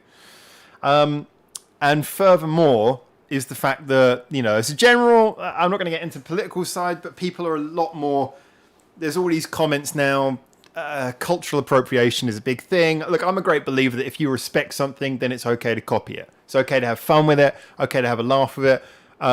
I do think that I'm more than willing to accept anyone else's opinions and hear what they have to say about their own culture, but this is not cultural appropriation. If anyone wants to say that, it's not. It's us having fun. And it's about, as you can probably guess from what I said about the Donald Trump comments, it's about Mexicans. Or more specifically about Mexico. But it's so deliberately and obviously absurd. That's the whole point. So I'm going to put it this way. I'm more than willing to talk to anyone who's got an issue. However, this is like this song, if I do a live show, people will not leave me alone until I play it. There's videos of me doing this live online. It's the song that everyone wants me to do. And so we did a big video for it. Now, this video features Steve. It features Jasmine, who's been very involved in a lot of things I've done. I've produced a lot of music for her. She's an absolute protege. She's an amazing songwriter. It features Yana Avlianos, who's also another amazing songwriter. She's in this as well. Freddie Vintage, who's the lead singer of Duchess. There's so many musicians in this. There's a guy who I used to work with who's an actor who's in this. Like I say, Steve is in this. And there's a few people who are actually Mexican who love the song. So, you know, get off my back. There's Mexican people in there. That's what I'm saying. There was no problem when this came out. But now this is a bit of a sensitive one. But, you know, I'm still proud of it. So I'm going to play it. And like I say, it's got tons of views. It used to have loads of likes, but now the number of dislikes on this video increases as people think that I recorded it as some sort of pro-Trump thing. Believe me, I did not. All right. So there's my defense of this song. But I love this. And just to really back it up, this song is called Tequila Chihuahua. Now that's a title. All right, let's check this out. This is a barrel of fun. I don't care what anyone says. And like I say, it's still, like I say, every time I play, there's people who love this, and this is a sing-along song. People sing this along with me when I play live. So, you know, it's a small minority who like to make you think that you're doing something wrong when you're not.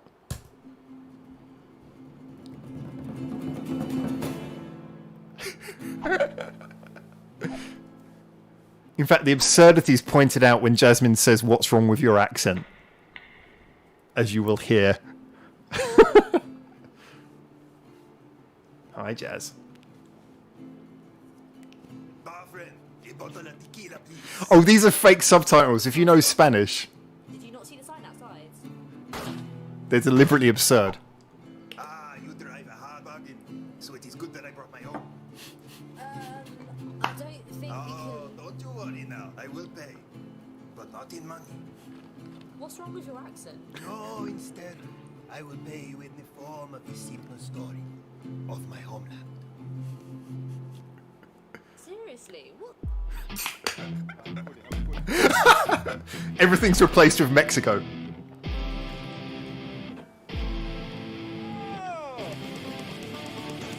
Animating that pinata took hours. There's a few shots of that pinata that I had to animate. Blue screening a pinata is quite a job. Let's give us a bit more volume. I come from land of Mexico. I was brought up in a brothel. I was raised on cheap tequila. I dream of America and it waffles. I want to be in Paris Hilton Hamburg. Replace that cheap little mutt. But I'm infected, my God. Drinking tequila in this city little hut. I come from Mexico. Tequila, Chihuahua, out west of Steve is dead! Tequila, Chihuahua, I come from Mexico.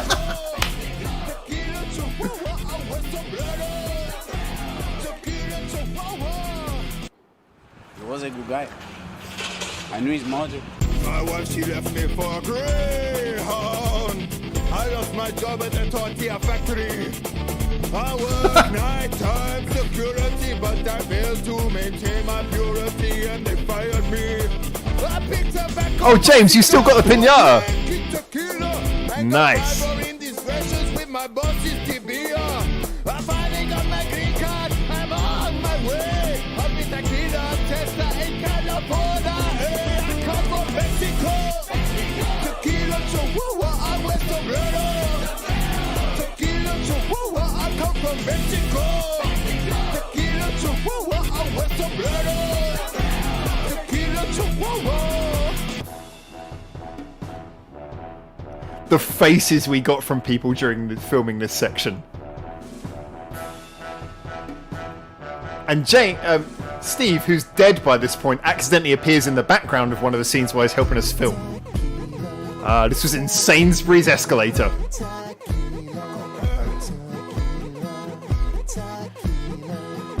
As Steve appears and then hides.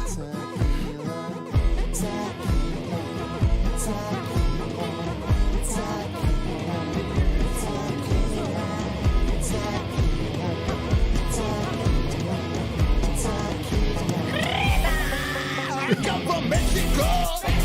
Tequila, Chihuahua, I wear sombrero. Tequila, Chihuahua, I come from Mexico. Tequila, Chihuahua, I wear sombrero. Tequila, Chihuahua, I come from Mexico. Tequila, Chihuahua, I wear sombrero. Tequila, Chihuahua, I come from Mexico. Tequila, Chihuahua, I wear sombrero.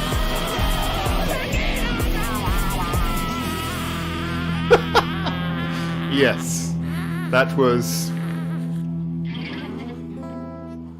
Oh, and there's a closing as well. I forgot there's a closing. You can hear roadworks in the background because we didn't edit this so well. So what do you think of my story, eh?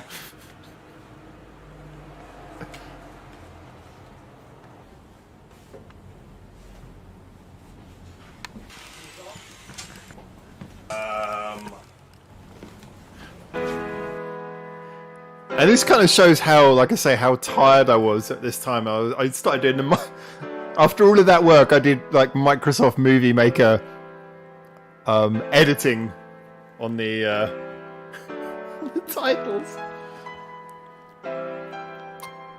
My name is on there a lot. Oh, pauses. Oh, don't know why it's freezing.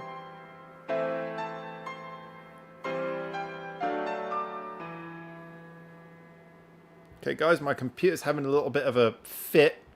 I don't know if it's still working. Let me know. I think that video might have killed the internet. What's going on here?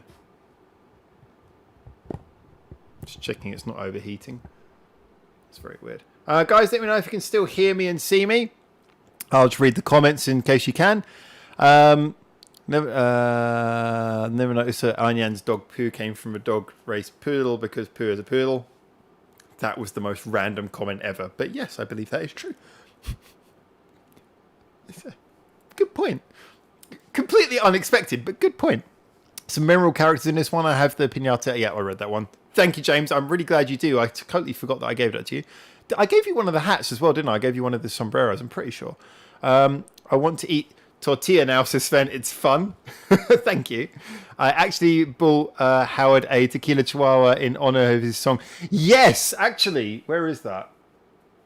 It's in that case. Okay, I'm going to bring that out for the next live chat. I'm going to give that one. I'll see if I can buy some tequila for it. Hearing and seeing.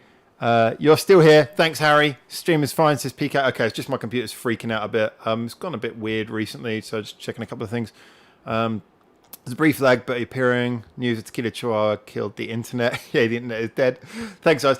So anyway, just to quickly point out, so this was filmed in Camden, London, which was, although I'd known Steve for years before, I mean, I won't go into the whole Steve story because that'll take forever, but Camden was where me and Steve really made our mark together. We set up a lot. We were recording in a recording studio. We started like a small recording business together. We were doing music reviews there. We were hosting concerts. We were playing concerts. Camden became ours. We actually had this really fun thing where we would walk from one end from Camden Station all the way to I can't even remember what it's called now. The station at the other end, just past the concert venue. I can't even remember what that's called now. Jeez, I've got a bad memory for names. I can't remember places that I've been to all my life. But just past the market. Anyway, so we're talking about a distance of like, I don't know, a mile? No, less than that. Much less, probably half a mile. And it was like, can we walk from one end to the other without someone saying hello? And neither of us could do it. Everyone knew us there. It was a fantastic feeling. So, Camden was my London. And of course, anyone who knows London, unfortunately, Camden is now gone. It's dead. It's been destroyed. All the concert venues are closed. The guitar shop is on its way out. Look, I'm not one of those sort of hippie people who's like, you're gentrifying everything. But Camden was genuinely a true diamond in London, and it is now gone. And for me, that's the heart of London's dead. So for me, that's killed. It's killed somewhere very special to me. So even if I was in England, I don't know if I'd even want to go to London without Camden. The market where there used to be all the fantastic like little people serving food, and you had loads of like Asian, it's like Chinese, Philippine, Japanese, Korean, occasionally Thai people pretending to be all the others. There was loads of those shops. It was a wonderful place. It's all gone. Over the course of about 2 years, it's all just been destroyed. But hey, some nice modern shopping malls and apartments coming. What a load of shit. All right. Anyway, let's keep us on a happy note. What's next? I genuinely don't know what order these are in. They're in chronological order, but like I said, I've skipped a lot. Oh, all right. It's collaboration time. Let's just see what everyone is saying. Bang Bang Chicken. Yeah, Bang Bang Chicken. Damn right. I miss Bang Bang Chicken. All right, so this one's actually quite special. Chung Yip is a Hong Kong-based soundtrack writer. He writes theme tunes for Hong Kong dramas and TV shows. He's also got some music of his own. While he was in London, he came to one of my, I guess you could call it a concert, one of my lives, and he enjoyed it. We became really good friends, and so we did a song together, and he recorded and directed this video himself. And he was doing some world travel at the time, and it was part of that. He wanted to get some experiences for like this video of him traveling the world.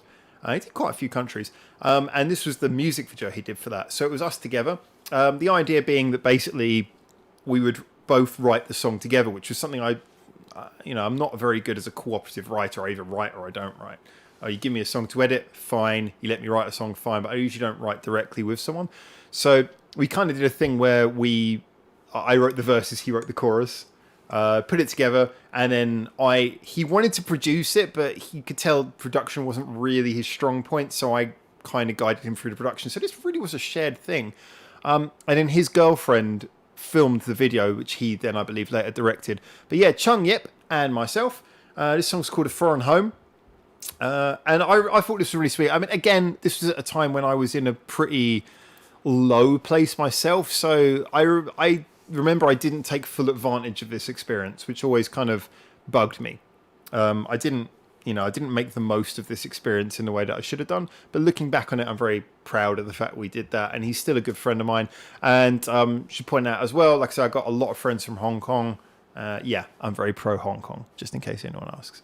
So, yeah, that's another thing that we connected over very much. So, yeah, and we still talk a lot on those terms and about various activism in that area. But anyway, let's move on to the song. This is called A Foreign Home. This is myself and Chung Yip. I have to unmute it. See, I forgot that from earlier, didn't I? 從頭開始，這裡開始，讓我走遍每種都市，隨心啲，再試一次，未到盡頭未會知，哪裡開始，哪裡終止，步你總會有些失意，就算衰一次 ，You never lonely。 Welcome to the town. Hear all the sounds of a million buskers. Music underground, under skin that you see runs the blood in the veins. Over years and the trends pass, the message stay the same. People passing through, but names and faces change. People meeting through, music so ingrained in the soul of a city. Come to Camden with me, from the stars to the first guitars, you can see them clearly. So we watch as they come and go. Goodbye for now, but hey, you'll never know. One day in another place, I'm sure we'll jam again. But today in the cityscape, hey, we're friends. The daily grind is harsh in this place, but when the working Steve! get a smile on the face. Every style and personality, gender and race. My future's somewhere else, but I'm thankful for this place. 這裡開始，讓我走遍每種都市，隨心啲，再試一次，未到盡頭未會知，哪裡開始，哪裡終止，步你總會有些失意，就算衰一次 ，You never lonely。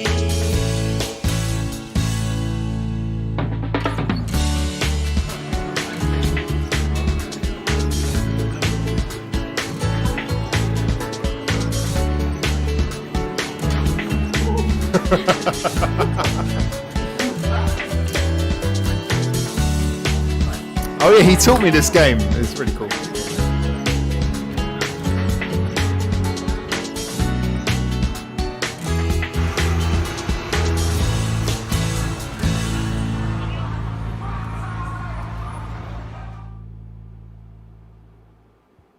Yeah, like I said, that was a wonderful experience. I love the fact that, because his girlfriend, by the way, she's an amazing artist and she does sand art. Check out Snow Chung. If you check out Snow Chung on Google, you'll probably find her. She just does unbelievable artwork. But her depiction of Steve is one of my favorite things ever in history. I'm just like a silhouette. Her partner, silhouette. Steve, nailed it. Let's have a look at some of the comments here. A guy selling Bang Bang Chicken with the most raspy voice. Oh yeah, Bang Bang Chicken. This is the guy in Camden. Bang Bang Chicken. You want to talk like this? And I can't understand what he's saying. Bang Bang Chicken. That guy was amazing. Hobie, lol. Yeah, that's the... my name's a bit too long and incomprehensible for people in Asia. So Hobie's kind of... Steve actually gave me that as a shortened name in one of his reviews. And I just stuck with it. Production sounds very good. Yeah, it was really nicely done. James, spotting the Panda shirt. I think it's the one by the skate brand. Enjoy. What, the one with the two guns? No, that's a Banksy. Anyway. Okay, it's time for James to make his first appearance. Me and James have been doing music for a while. This was special, though, because me and James have made a lot of things together. Like I said, we did the radio show together. We made songs together. We've traveled together. And this was kind of around the time... This was in November of 2016. So this was this was the first time that I think James had come out to see me in Japan after I moved here. And like I said, we'd done so many things together, which were non-musical, like videos, comedy videos. We later did the radio show, and then we did a podcast before this, loads of things. And so we were just used to reacting things and making something funny and doing songs. We'd done songs as well, but most of them had been songs. I had never done a video for one of our songs before. And then just we're out in Japan and we see this bin, which has the most aggressive sign on it. You can see it here.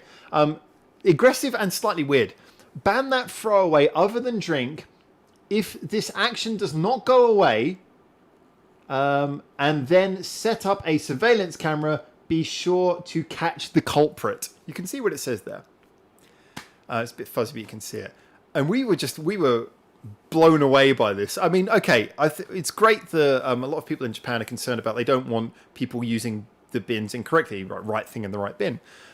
However, this was just, maybe it was a translation, but it came across so aggressively that we were like, yeah, this needs a rap video. And rap video is exactly what we gave it.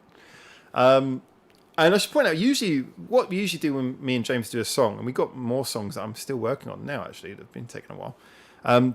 Usually I'll write all the music and I'll do like a chorus, but then in the verses, it will usually be something where James does like a rhythmic spoken thing, because James is not, like, he doesn't like singing. He can sing. He's been to karaoke with me and he can sing. But he doesn't like singing.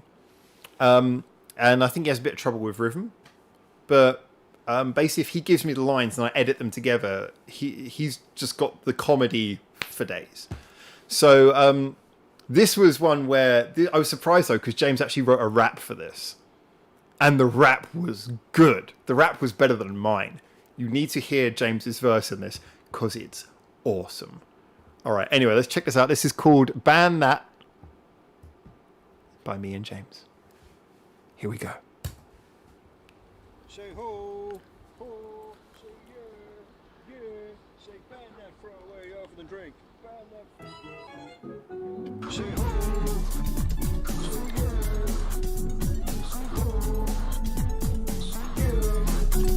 Is that a drink?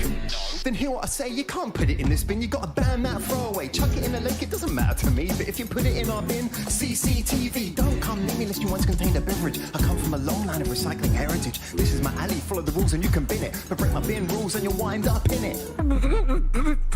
We've set up a camera so we can see you. We catch you in the act, then we're gonna beat you. Punch you in the face till it's blue and pink. Cause we banned that throwaway other than drink. Keep our receptacle respectable, or we'll kick you in the testicles. Don't ignore our warning, that behaviour's detestable. I'll just chuck what I like in here, is that what you think? We banned that throwaway other than drink. You gotta ban that throwaway other than drink. Be sure to catch the culprit. You gotta ban that throwaway other than drink. If this action doesn't go away, be sure to catch the culprit.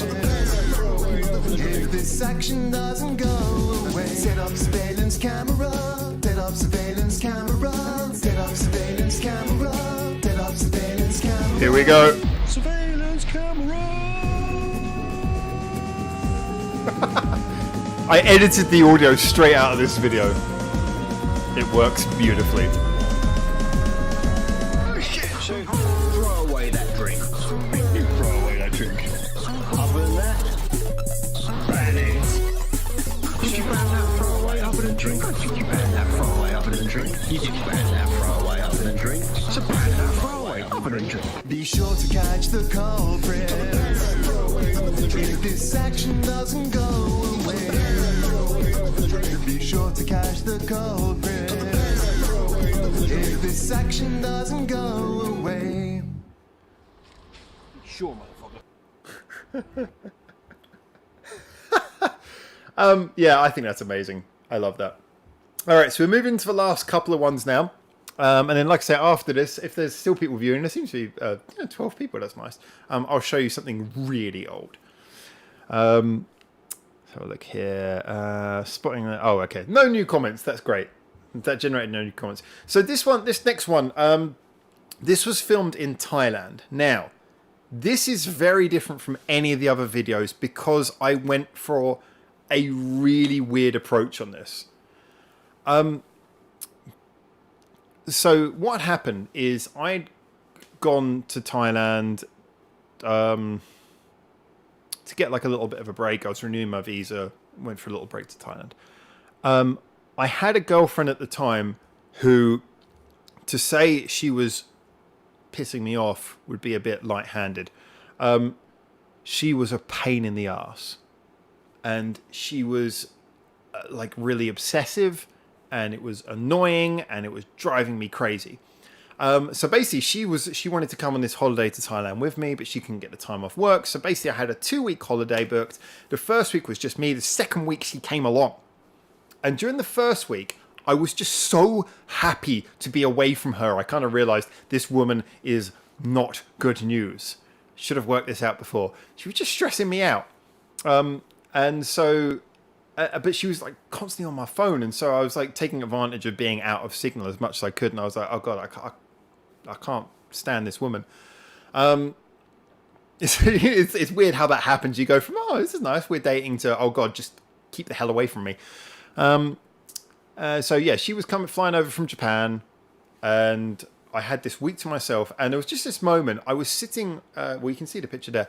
I was sitting in this tiny little cafe, which was basically just like open. It had a little like top above it, but it was basically like a balcony cafe. It was cheap. I got this simple food, which was really nice. Thai-style chicken with rice and some veg. Simple, beautifully cooked, beautifully seasoned. I was sitting there, I was like, this is wonderful. I was watching the river. I love water. I love rivers. I find it very relaxing. So I just set the camera and I just filmed. And then I went home and I started recording this song. I was staying in a hostel, in a private room in a hostel, ironically. It's kind of a contradiction, but yeah. And it boiling hot weather. However, I had good air conditioning, and I was really comfortable in this tiny little room in this hostel. And they had a guitar in there that you could borrow. So I was borrowing this acoustic guitar, I was playing, and I was recording songs. Also at the same time, I decided, I recorded this video, but I didn't really want to record much video. I was more sort of thinking that while I was out and about, I was more interested in recording sound. So I'd actually had a memo recorder on my phone. I was recording sounds. And I decided, this was a project that I've ended up doing a lot more with. I decided to record sounds of the city, just random sounds, and incorporate them into songs.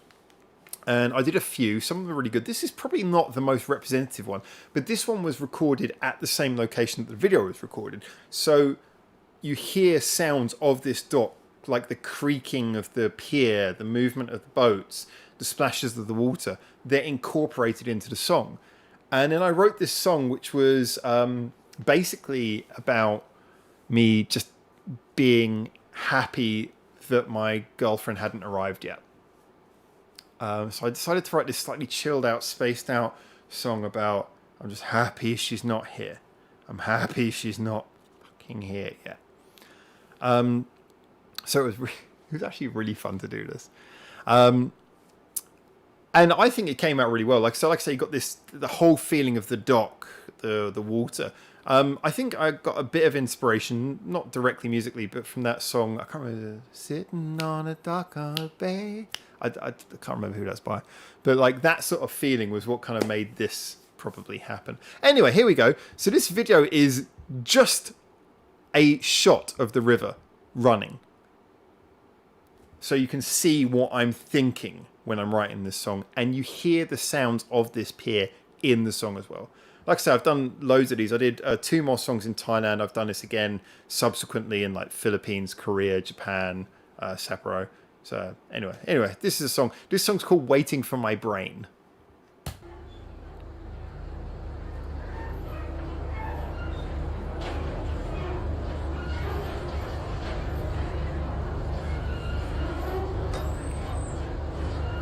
I've got a headache on my phone, and so I am just sitting here alone. Out on the dock watching the boats, I'm much happier not seeing my phone. Yeah, my heart rate's falling, but I know you're calling, and I wish I didn't have to deal with it. I wanna be here, but my brain is somewhere, and I wish I didn't have to deal with it. I'm far away, waiting for my brain to join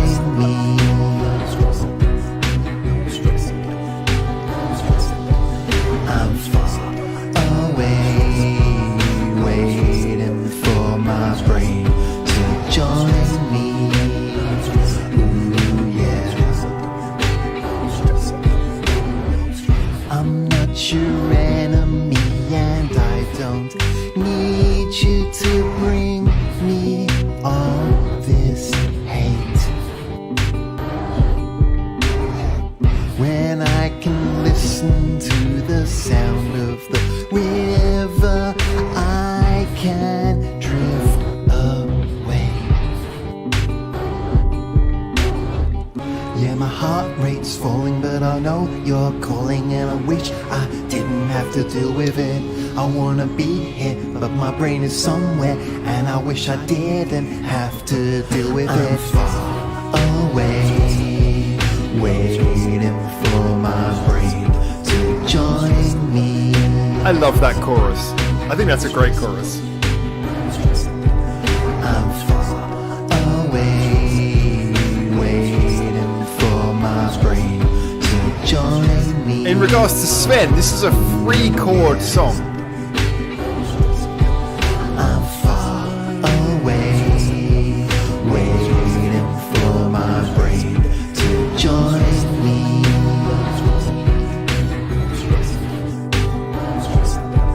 I'm far away, waiting for my brain to join me. Ooh, yeah.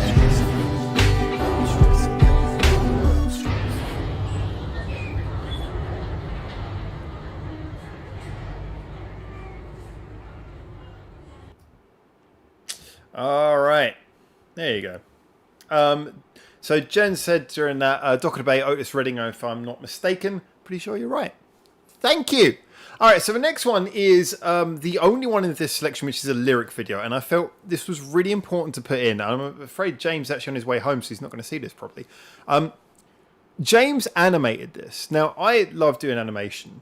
It's something I have fun with, like I say, working on the Miku animation and everything.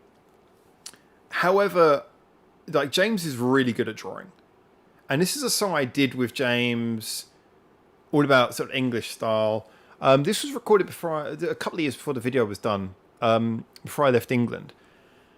This was off of an album which I haven't shown any videos from, but actually is an album that musically I think is probably the thing I'm most proud of. However, so much focus went on the music that there wasn't really any videos done, unlike the one before, which had like a video for almost every song. Sorry, I'm belching. So this is really gassy. It's making me pee and belch. So James did this lyric video for a song called Tut Tut. Now, Tut Tut is actually like Sven said. This is certainly a four-chord song. Oh, I have to go now, says Sven. Okay, bye. Still lacking power, Squeak, says Harry.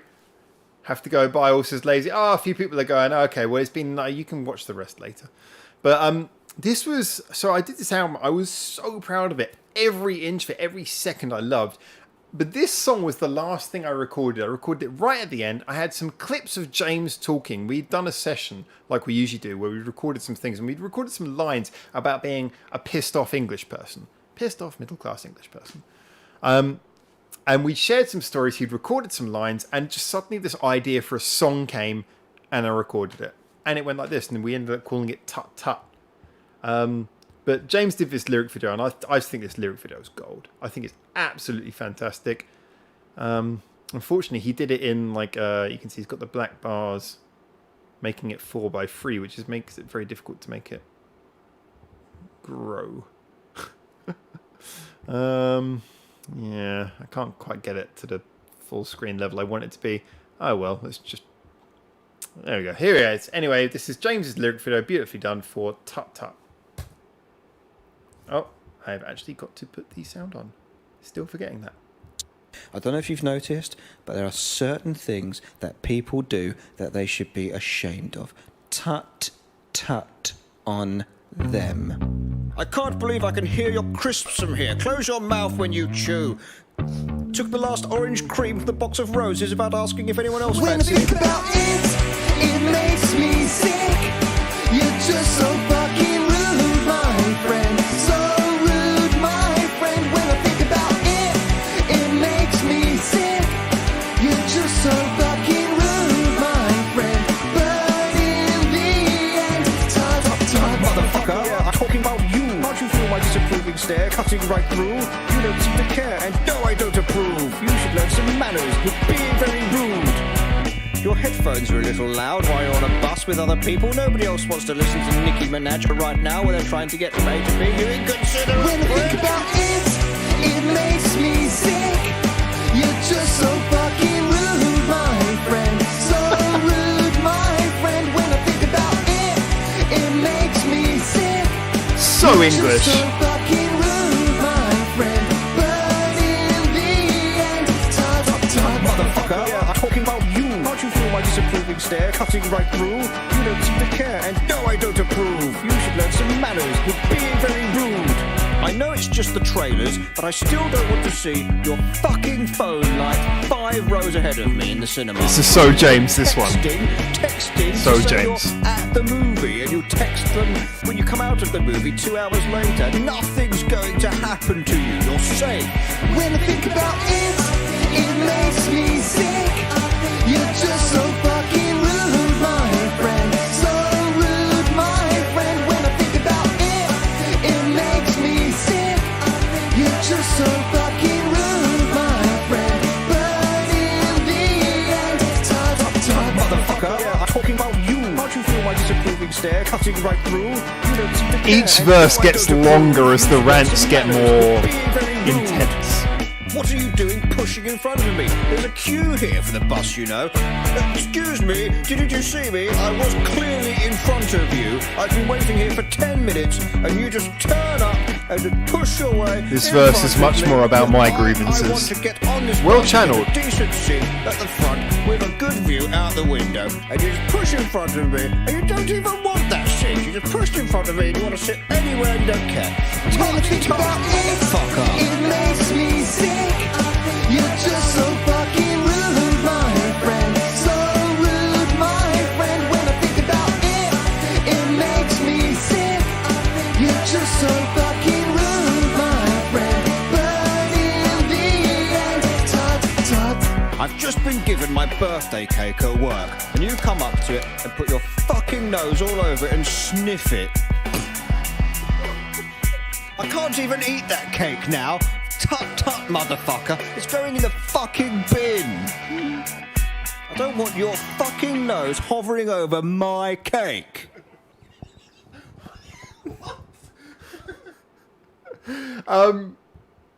Yeah, that reaction was genuine from the recording. Basically, we've been talking about James had to record like just grievances. I gave him some, he came up with some himself. But that last one about birthday cake at work, I was just like, who sticks their nose in your cake? What are you talking about? It's like, clearly there's been some personal trauma that James had experienced that I wasn't aware of. Maybe you guys know about it, but like, what are you talking about? We entered the James zone. What can I say? All right. So, yeah, I thought that was fantastic. I really loved that. We wanted to do a video for this song, but he did so good with that little lyric video that it kind of like scrubbed my interest in doing anything else afterwards. Okay. So this next one, this video. All right. If you've been following this live stream, you're going to get some references in this one. So basically what happened here, so you remember Tequila Chihuahua, which I showed you earlier. Tequila Chihuahua was popular song, popular video. And there was a bit of a request to do a follow-up, something that followed it much. Let's have a look at some of the comments. Thank you again, CMC, for posting the Reddit. Jen's angry much. Yeah, that anger's coming back. It's going to come back more in this song. I really like that one. Thank you again. Yeah, again, that was just one. That was a 4-chord song. That was just one that came to me. The best songs come to you. You don't actually write the best songs. They just suddenly appear. That one just appeared to me just on like the last day when we were editing the album down. I was like, it's a bit short. I need one more song. And just suddenly I was listening to James's recording and that just came into my head. I recorded the chorus and everything. I sent it to James and he's like, yeah, I like that. I'm like, cool. Or perhaps it's because I like cake. That cake thing is unfortunately not uncommon here in Denmark. Okay, it's just me. I just thought James was being weird, but maybe I've been very cake lucky. So anyway, this song, this video is although I'm probably going to show a couple more afterwards, just some older ones of me when I was really young doing music videos. This one is the real crescendo. Some of you have seen this if you've been on Discord, if you've been following my social media. This one took years to put together. And most of it's just down to life getting in the way, not because it's anything particularly complicated here. So the aspect ratio changes throughout this video. There's so many things about this video that I could have corrected, kind of like what I said about the first one when it's in the wrong aspect ratio. I could have corrected a lot about this video, but I didn't. Because of the fact that it was part of the character. Like I said, this video is not to get like 1 million views on YouTube. This video is for me, it's for the people involved. This one has James in it. This one has Steve in it. This one has Jasmine in it. It has like 3 of the most important people to me. James, my best buddy, like the person I've done so many songs with. Steve, the guy who produced so much of my work in latter years and has been like such a musical inspiration for me. Jasmine, the person who I was producing for. You know, basically Steve, me, Jasmine, you know, she was like the next step. Amazing songwriter. She reprised her role from the Tequila Chihuahua video, again saying, "What's wrong with your accent?" That became kind of like a recurring line. When we were seen together, people would kind of suggest that she would say that to me because I was always pulling stupid voices in videos and things. This was like something that took a lot of, and this was supposed to come out very soon after Tequila Chihuahua, but actually this came out 14 years, oh no, 4 years later, sorry. I don't know why I said 14. 4 years later, not quite so dramatic now, I said 14. This came out 4 years later, very delayed, and it took a lot of editing. Also had Patrick Liu, who you guys might remember from his interview, a guy who I've reviewed a lot as well. He did the spoken intro for this, because he's got a Californian accent, which I just felt worked with everything. This was really a labor of love, this video. It took a long time to put together. You can see the age, the difference in the age of all the different footage. There's a whole video online of James drawing and making the t-shirt that I'm wearing in one of the scenes that says "You are a," and a picture of a cock, as in a chicken. This is a total labor of love. I don't care how many views this gets. This is just, I enjoyed making this 110%, and it means a lot. So let's have a look at some of the comments here. I'll have to go as well, says PK. All right, time for work. See ya, says yeah. So everyone's left already. We have eight people left viewing. Bless you, people who are staying. Let's check this out. This is the kicker. And I should point out that one of my Japanese friends was so in love with James's line. He has this one line in this song, which is taken from a British alcohol commercial. A lot of you will recognise it. They were so in love with his line that they just became obsessed with the fact that he was the person who said this line. And now he's friends with that Japanese friend of mine. And yeah, they just I want to meet the guy who says that line. I want to meet the guy who says that line. And I introduced him to James in his photographs. She was just like, "Oh, James! Oh, you're the guy who says..." You'll know when it comes. All right, anyway, let's check this out. This is the kick up. This video, man. Oh, wait. It would be good if I unmuted it. Oh, by the way, the intro bit, I'll tell you first of all, I took the inspiration after seeing the film Gravity. Just kind of seemed right. And then I put on a load of crap effects.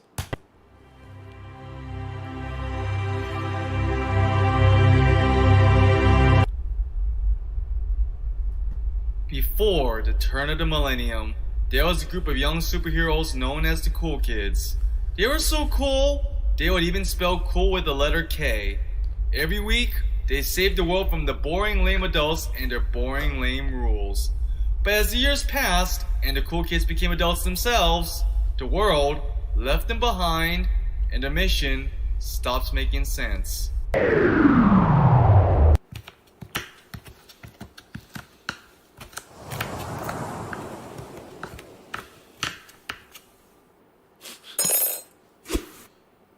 Who the hell are you?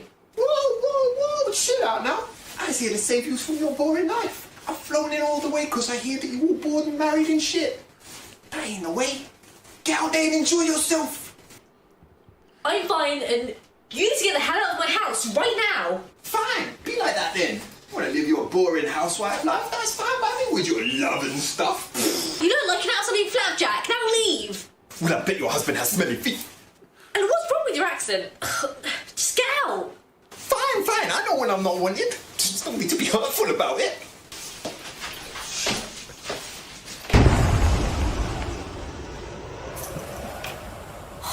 Oh my god! That unclean apple!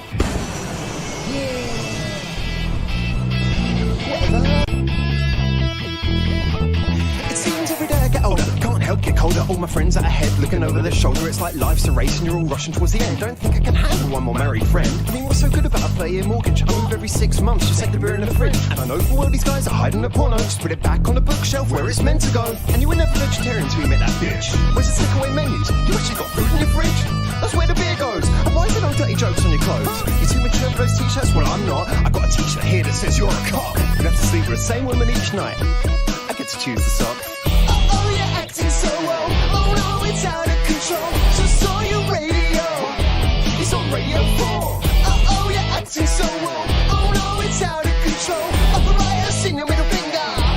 Now that's the kicker.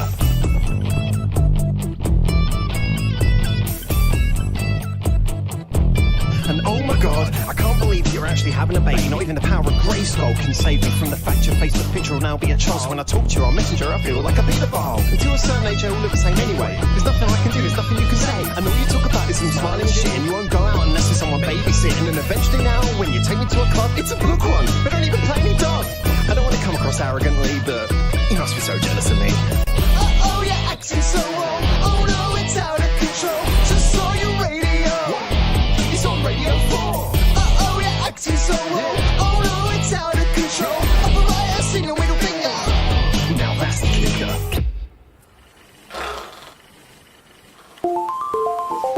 I programmed that ringtone so as to avoid copyright. Dude, it's like 11:30, bro. Why would you wake me up so early in the morning? It's Pim's o'clock, bitch. When I clean my teeth, It's Pim's o'clock, bitch. when I got a review at work, It's Pim's o'clock, bitch. even if my liver hurts. It's Pim's o'clock, bitch. I wanted to make a reconnection between friends, you and me. So I took you to a bar, but all you wanted was a Spot of tea. You called it Newfangled rubbish. when they played any recent music. Hell, we drifted too far apart. You lost your soul, I'll never lose it. Oh, you're acting so well. Oh no, it's out of control. Just saw your radio. It's on Radio 4. Oh, you're acting so well. Oh no, it's out of control. Up a riot, sing your middle finger. Now that's the kicker. Oh, you're acting so well. Oh no, it's out of control. Just saw your radio. It's on Radio 4. Oh, you're acting so well.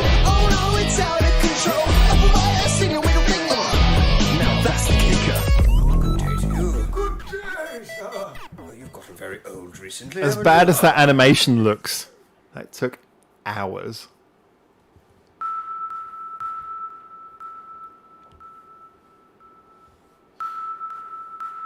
Yeah, there's so many filming locations. Like, I took so many parts from so many different things that me and James had done over the years. Okay, so I'm going to show you more videos because there's people still here. So I'm guessing that means that you guys are enjoying yourselves. There is an encore. 8 people still here, and there will be an encore for you. I'm going to read the comments. I'm going to have a quick pee again, and then I'm going to show you some really, really old, 2 really, really old videos. That'll be the encore, so to speak. Those acting skills, literally. Cheers. Yeah, I did a couple of acting gigs. I'm not going to say I'm the best. I remember this one from Discord. Awesome. 4 Bleaks. What the heck have I just tuned into? Well, if you tuned in at this point, you're really screwed. That's all I can say. Okay, so guys, I'm going to pop you on the Be Right Back screen. And then I will be right back in just a few minutes. And we're going to check out 2 very, very old videos. And then we'll round this one off. I do need to pee. What can I say? It's a human function.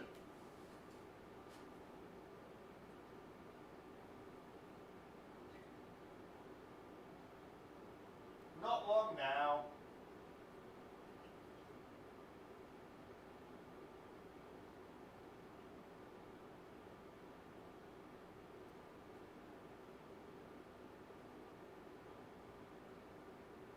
All right, washing hands.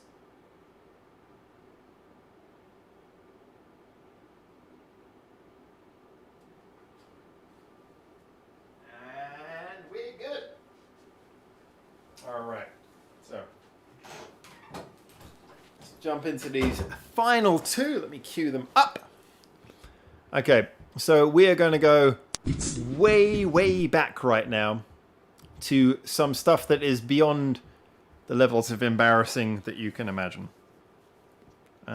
Because you guys have been so wonderful and patient and sat and watched these with me, let's give you some really old stuff. I'm going to apologize first of all. I've shown you stuff that has been basically, I would say, decent quality thus far. But oh god, we're going to go right into the bin right now. That's me on the left, guys. That's me on the left in 2003, aged 18. I feel like Howard should pay me to watch that, not the other way around. Cheers, John. That's not hurtful. YouTube notification arrived 2 hours late. That's all right. So we've gone from everyone being happy for the last hour or so to everyone's now deeply unhappy. Okay, so I'm gonna just own up to what this one is. Like I say, we've gone through so many videos. I'm gonna show two as a bonus. This one is me as a snotty little 17-year-old teenager with my friend from America. Basically, we made a band together over the internet, and this was back in 2002 we made this band. So that you can imagine what that was like. Yeah, oh my god, look at the hair. Yeah, I had a big fluffy red mop. Believe me, wait till you see the next one. Wait till you see the next one. I'll show two more. This is a 1.25 minute song. We made this band, and this band did surprisingly well. We got a surprising amount of attention for this band. But one song that we regularly did was a song that was a cover of, well, it was a parody of a Blur song. Blur came out with a 1 minute song on the album Think Tank called We've Got a File on You. And we made a joke out of it. Our band had kind of like a character thing going on because we were obviously, he was from small town North Carolina, America, playing bass. Our drummer was like the most, he's not in this video unfortunately, I can find some videos of him. He was the most redneck person you've ever seen in your life. And there's me, little English man. So we made a parody out of it, and the idea is that the drummer was like your most redneck. I was the most English person, and the bassist, he was just insane. So basically, most of the words that came out of his mouth were madness. It was kind of like just the whole character, the kind of thing you'd invent when you're teenagers. But we took this song, We've Got a File on You, and he rewrote it as We've Got Your Virgin Soul. We played it. People really liked it because it was an album track. Most people didn't know the original, which meant we ended up getting a lot of credit that we didn't deserve. And then we made a video. And this was in the back of around a pool table in the back of a hardware store where we recorded our songs. Wow, this is me aged 17 or 18 in America with my American band. I love these guys. Go with it.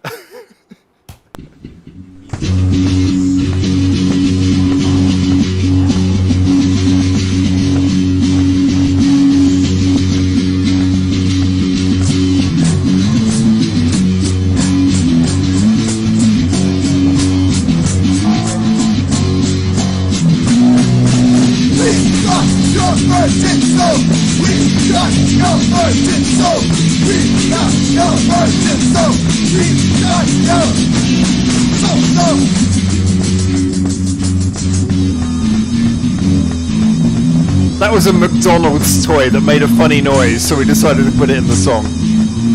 Because, you know.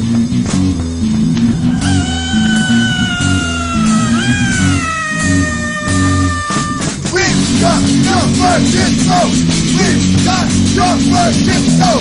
We've got your virgin soul. We've got your soul.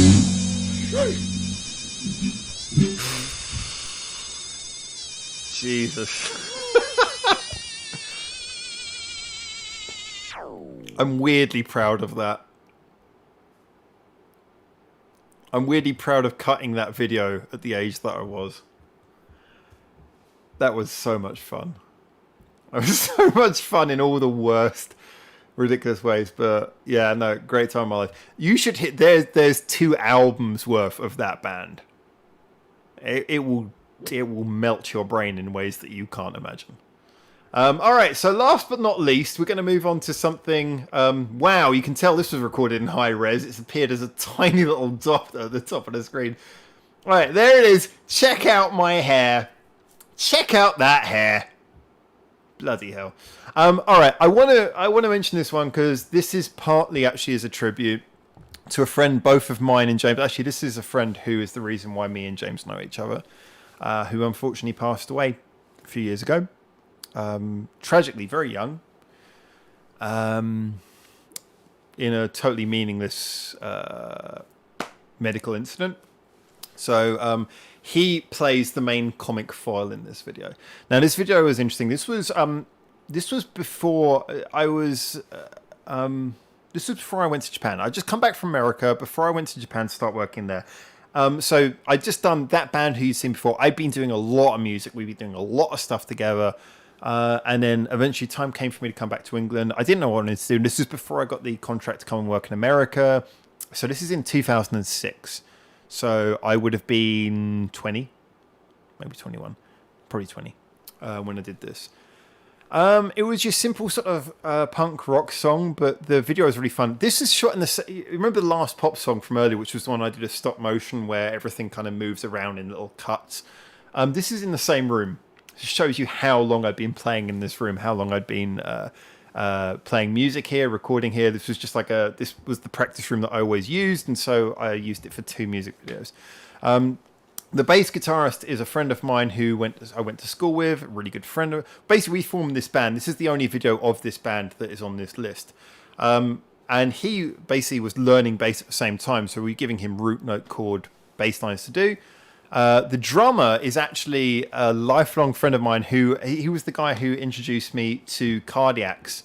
Obviously, Tim Smith passing away recently, really tragic.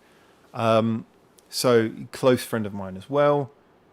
He also introduced me to one of the best friends who I have as well. Like I say, the comic foil of this dear friend of mine and James who passed away a few years ago.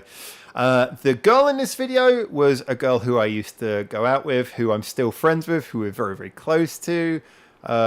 She's wonderful, really lovely human being. This video is full of people who I love. And this is me doing sort of poppy rock song before I really knew what I wanted to do. So this is really all over the place. But it's got a good riff. Got a good riff, decent chorus, and it's a song about me puking up. But in a context, but I shouldn't have told you that beforehand. In a context why it doesn't appear to be about that. But I'd never sung, like, did the other band before, I'd done sort of shouty singing where we'd done that sort of thing. The other guy, the American guy, he did most of the singing on that band. This was the first time I really had sung a song, so you can kind of hear I'm not really comfortable or familiar with what I'm doing. But I enjoyed this. Anyway, here we go. This is a song called Cerise Pink. And this is with my band who were called The Bizarre Collaboration. That's the only name we could think of. All right, check this out.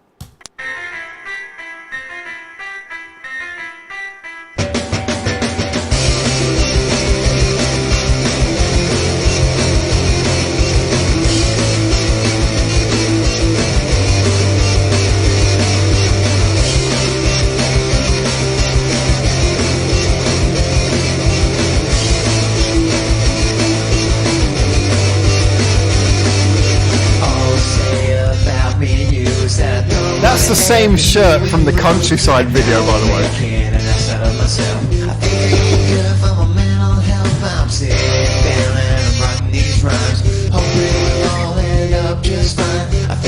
So emo.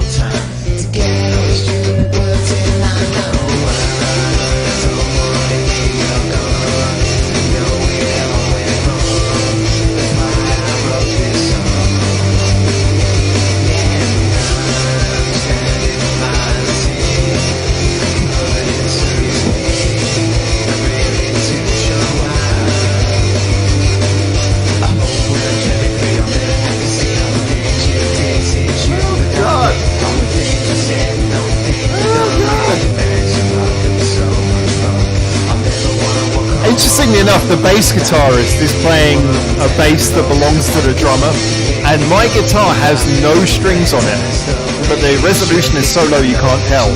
But that's the interesting thing about this video, is it's filmed in 4:3, low resolution. You can't see that I have no strings on my guitar.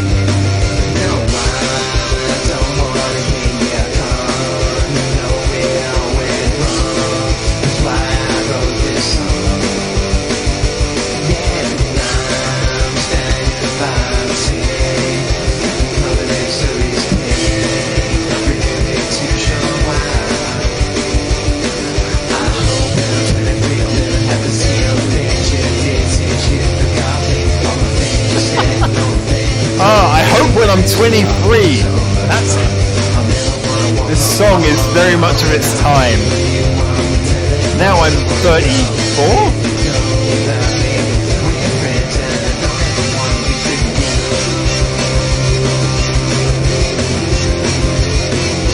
I hope 11 years ago.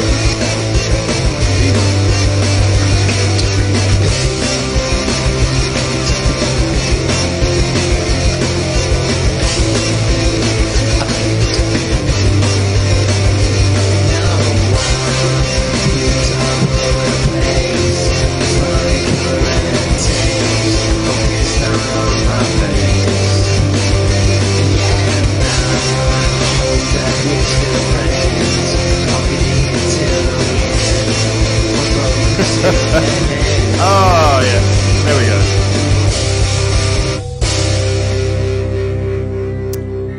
Oh my god. Nice ending though. You step over poor old... Oh, Sam. Ah, bless you. You're a good guy. Good guy. Ah, there we go. It's kind of a bittersweet one, that. Just leave up the stairs. Those stairs I've been up so many times, obviously coming and going. So there we go. No new comments, which I'm not surprised by.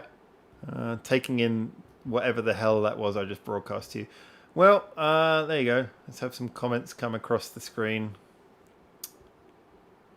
Wow.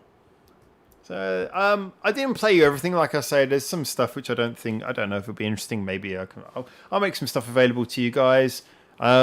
If you guys are genuinely interested in downloading any of my music, I'll gladly make it available to you. Just let me know. You can DM me on Discord or anywhere. Just let me know.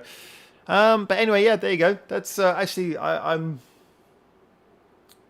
yeah, that was quite an experience going through all that. Especially with you guys. I haven't seen a lot of those videos for years. So, kind of interesting. I mean, as I say, I was saying this actually to my partner recently. I've become very familiar now with doing music, writing music for other people, working music for other people. And almost like when you do music for yourself, because I know it's not an overly profitable thing to do for myself, you start to get the feeling of... you start to think, is this a waste of time? Is it a waste of time doing music for myself when, I could be doing music for other people and making money? And it breeds a sort of unpleasant sort of unpleasant sense to it that you're doing music as a financial thing. It was one of the reasons why I enjoy doing this channel, and why hopefully I'll be doing more music of my own soon, because you got to do it for joy as well. However, you get to a certain point where you just start doing it as a job. But I still very much love music. So why, like I say, why I do a channel, and it's why I want to do more music like this. And I've got some projects in the works. It was lovely to go down memory lane with you guys and share this. So I just want to say a big thank you. Big thank you to you guys for sharing it. This is a very personal thing. It's another reason I think why I wanted to do it on a live stream. I didn't want to do it on a video. I wanted to share it with you guys who are close to the channel. Yeah, it's just it's a thing that I love music. It's a part. We all love music. It's not special to me. I don't love music more than you guys do. We all love music. However, I love making music, and this was, like I said, a very special experience for me. Sharing this with you guys, seeing these things that I haven't seen. Some of them I've seen recently. Yeah, don't get me wrong. Some of them I've seen quite recently, like in the last week or so. But some of these I haven't seen in years. That last video, I haven't seen that in about 5 or 6 years.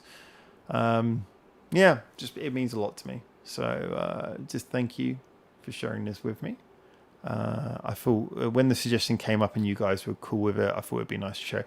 There are more videos I've done, but I don't know if necessarily I'd have interesting stories or things to say about them. So I thought this was a cool thing to share. All right, and yeah, like I said, I just want to say again, myself and James, we all miss Sam terribly. So it was nice to finish with that video for him as well. And nice to see a lot of people who are back in England who I haven't seen in a while. So really great stuff. There will be more of my own music if you guys are interested in it. Like I say, I primarily do music for cash, but it doesn't mean I don't love doing music. So there will be more music. Me and James have a couple of songs in the works that I really should finish as well. So James is saying, I quite digging this song. Thank you very much. Much appreciated. No, sir, thank you for the journey. Well, again, thank you. I'm glad we shared it. James going to go back and watch the half hour or so I missed. You should do, dude. You're in that half hour a little bit. Thanks for sharing, says NASCAR fan 2003. NASCAR Racing 2003. I love that game. This was an enjoyable experience, says Harry. Thank you guys. I really appreciate it. I don't share much of myself on the channel. I'm not a great believer in that kind of thing. Although it's nice to keep a certain personal element, I don't like to be particularly overly self-indulgent. So I thought I'd just share this as you guys had shown some interest. Yes, nice to see that. I don't think I've seen that video before, says James. Well, yeah, well, this will stay here. Like, it won't be on the main video feed, but if you go on the channel and you click on the live tab, you'll be able to see this one. Then hopefully you guys can go back and enjoy it. Maybe I'll get copyright blocked for the fact that 4 of these songs are copyrighted, but they're copyrighted to me. Actually, no, they all have like ownership clauses, but 4 of them, or whatever you call it, 4 of them have copyright with an actual record company, but I have that copyright, so maybe I'll get copyright blocked by myself. I'm not signed to Victor. All right, guys. Anyway, look, thank you so much for joining me. I'm going to let this one finish. I've been on for 2 hours and 40 minutes. That took a lot longer than I thought. Guys, much love to you all. Have a wonderful evening, morning, day, night, whatever the hell time it is for you.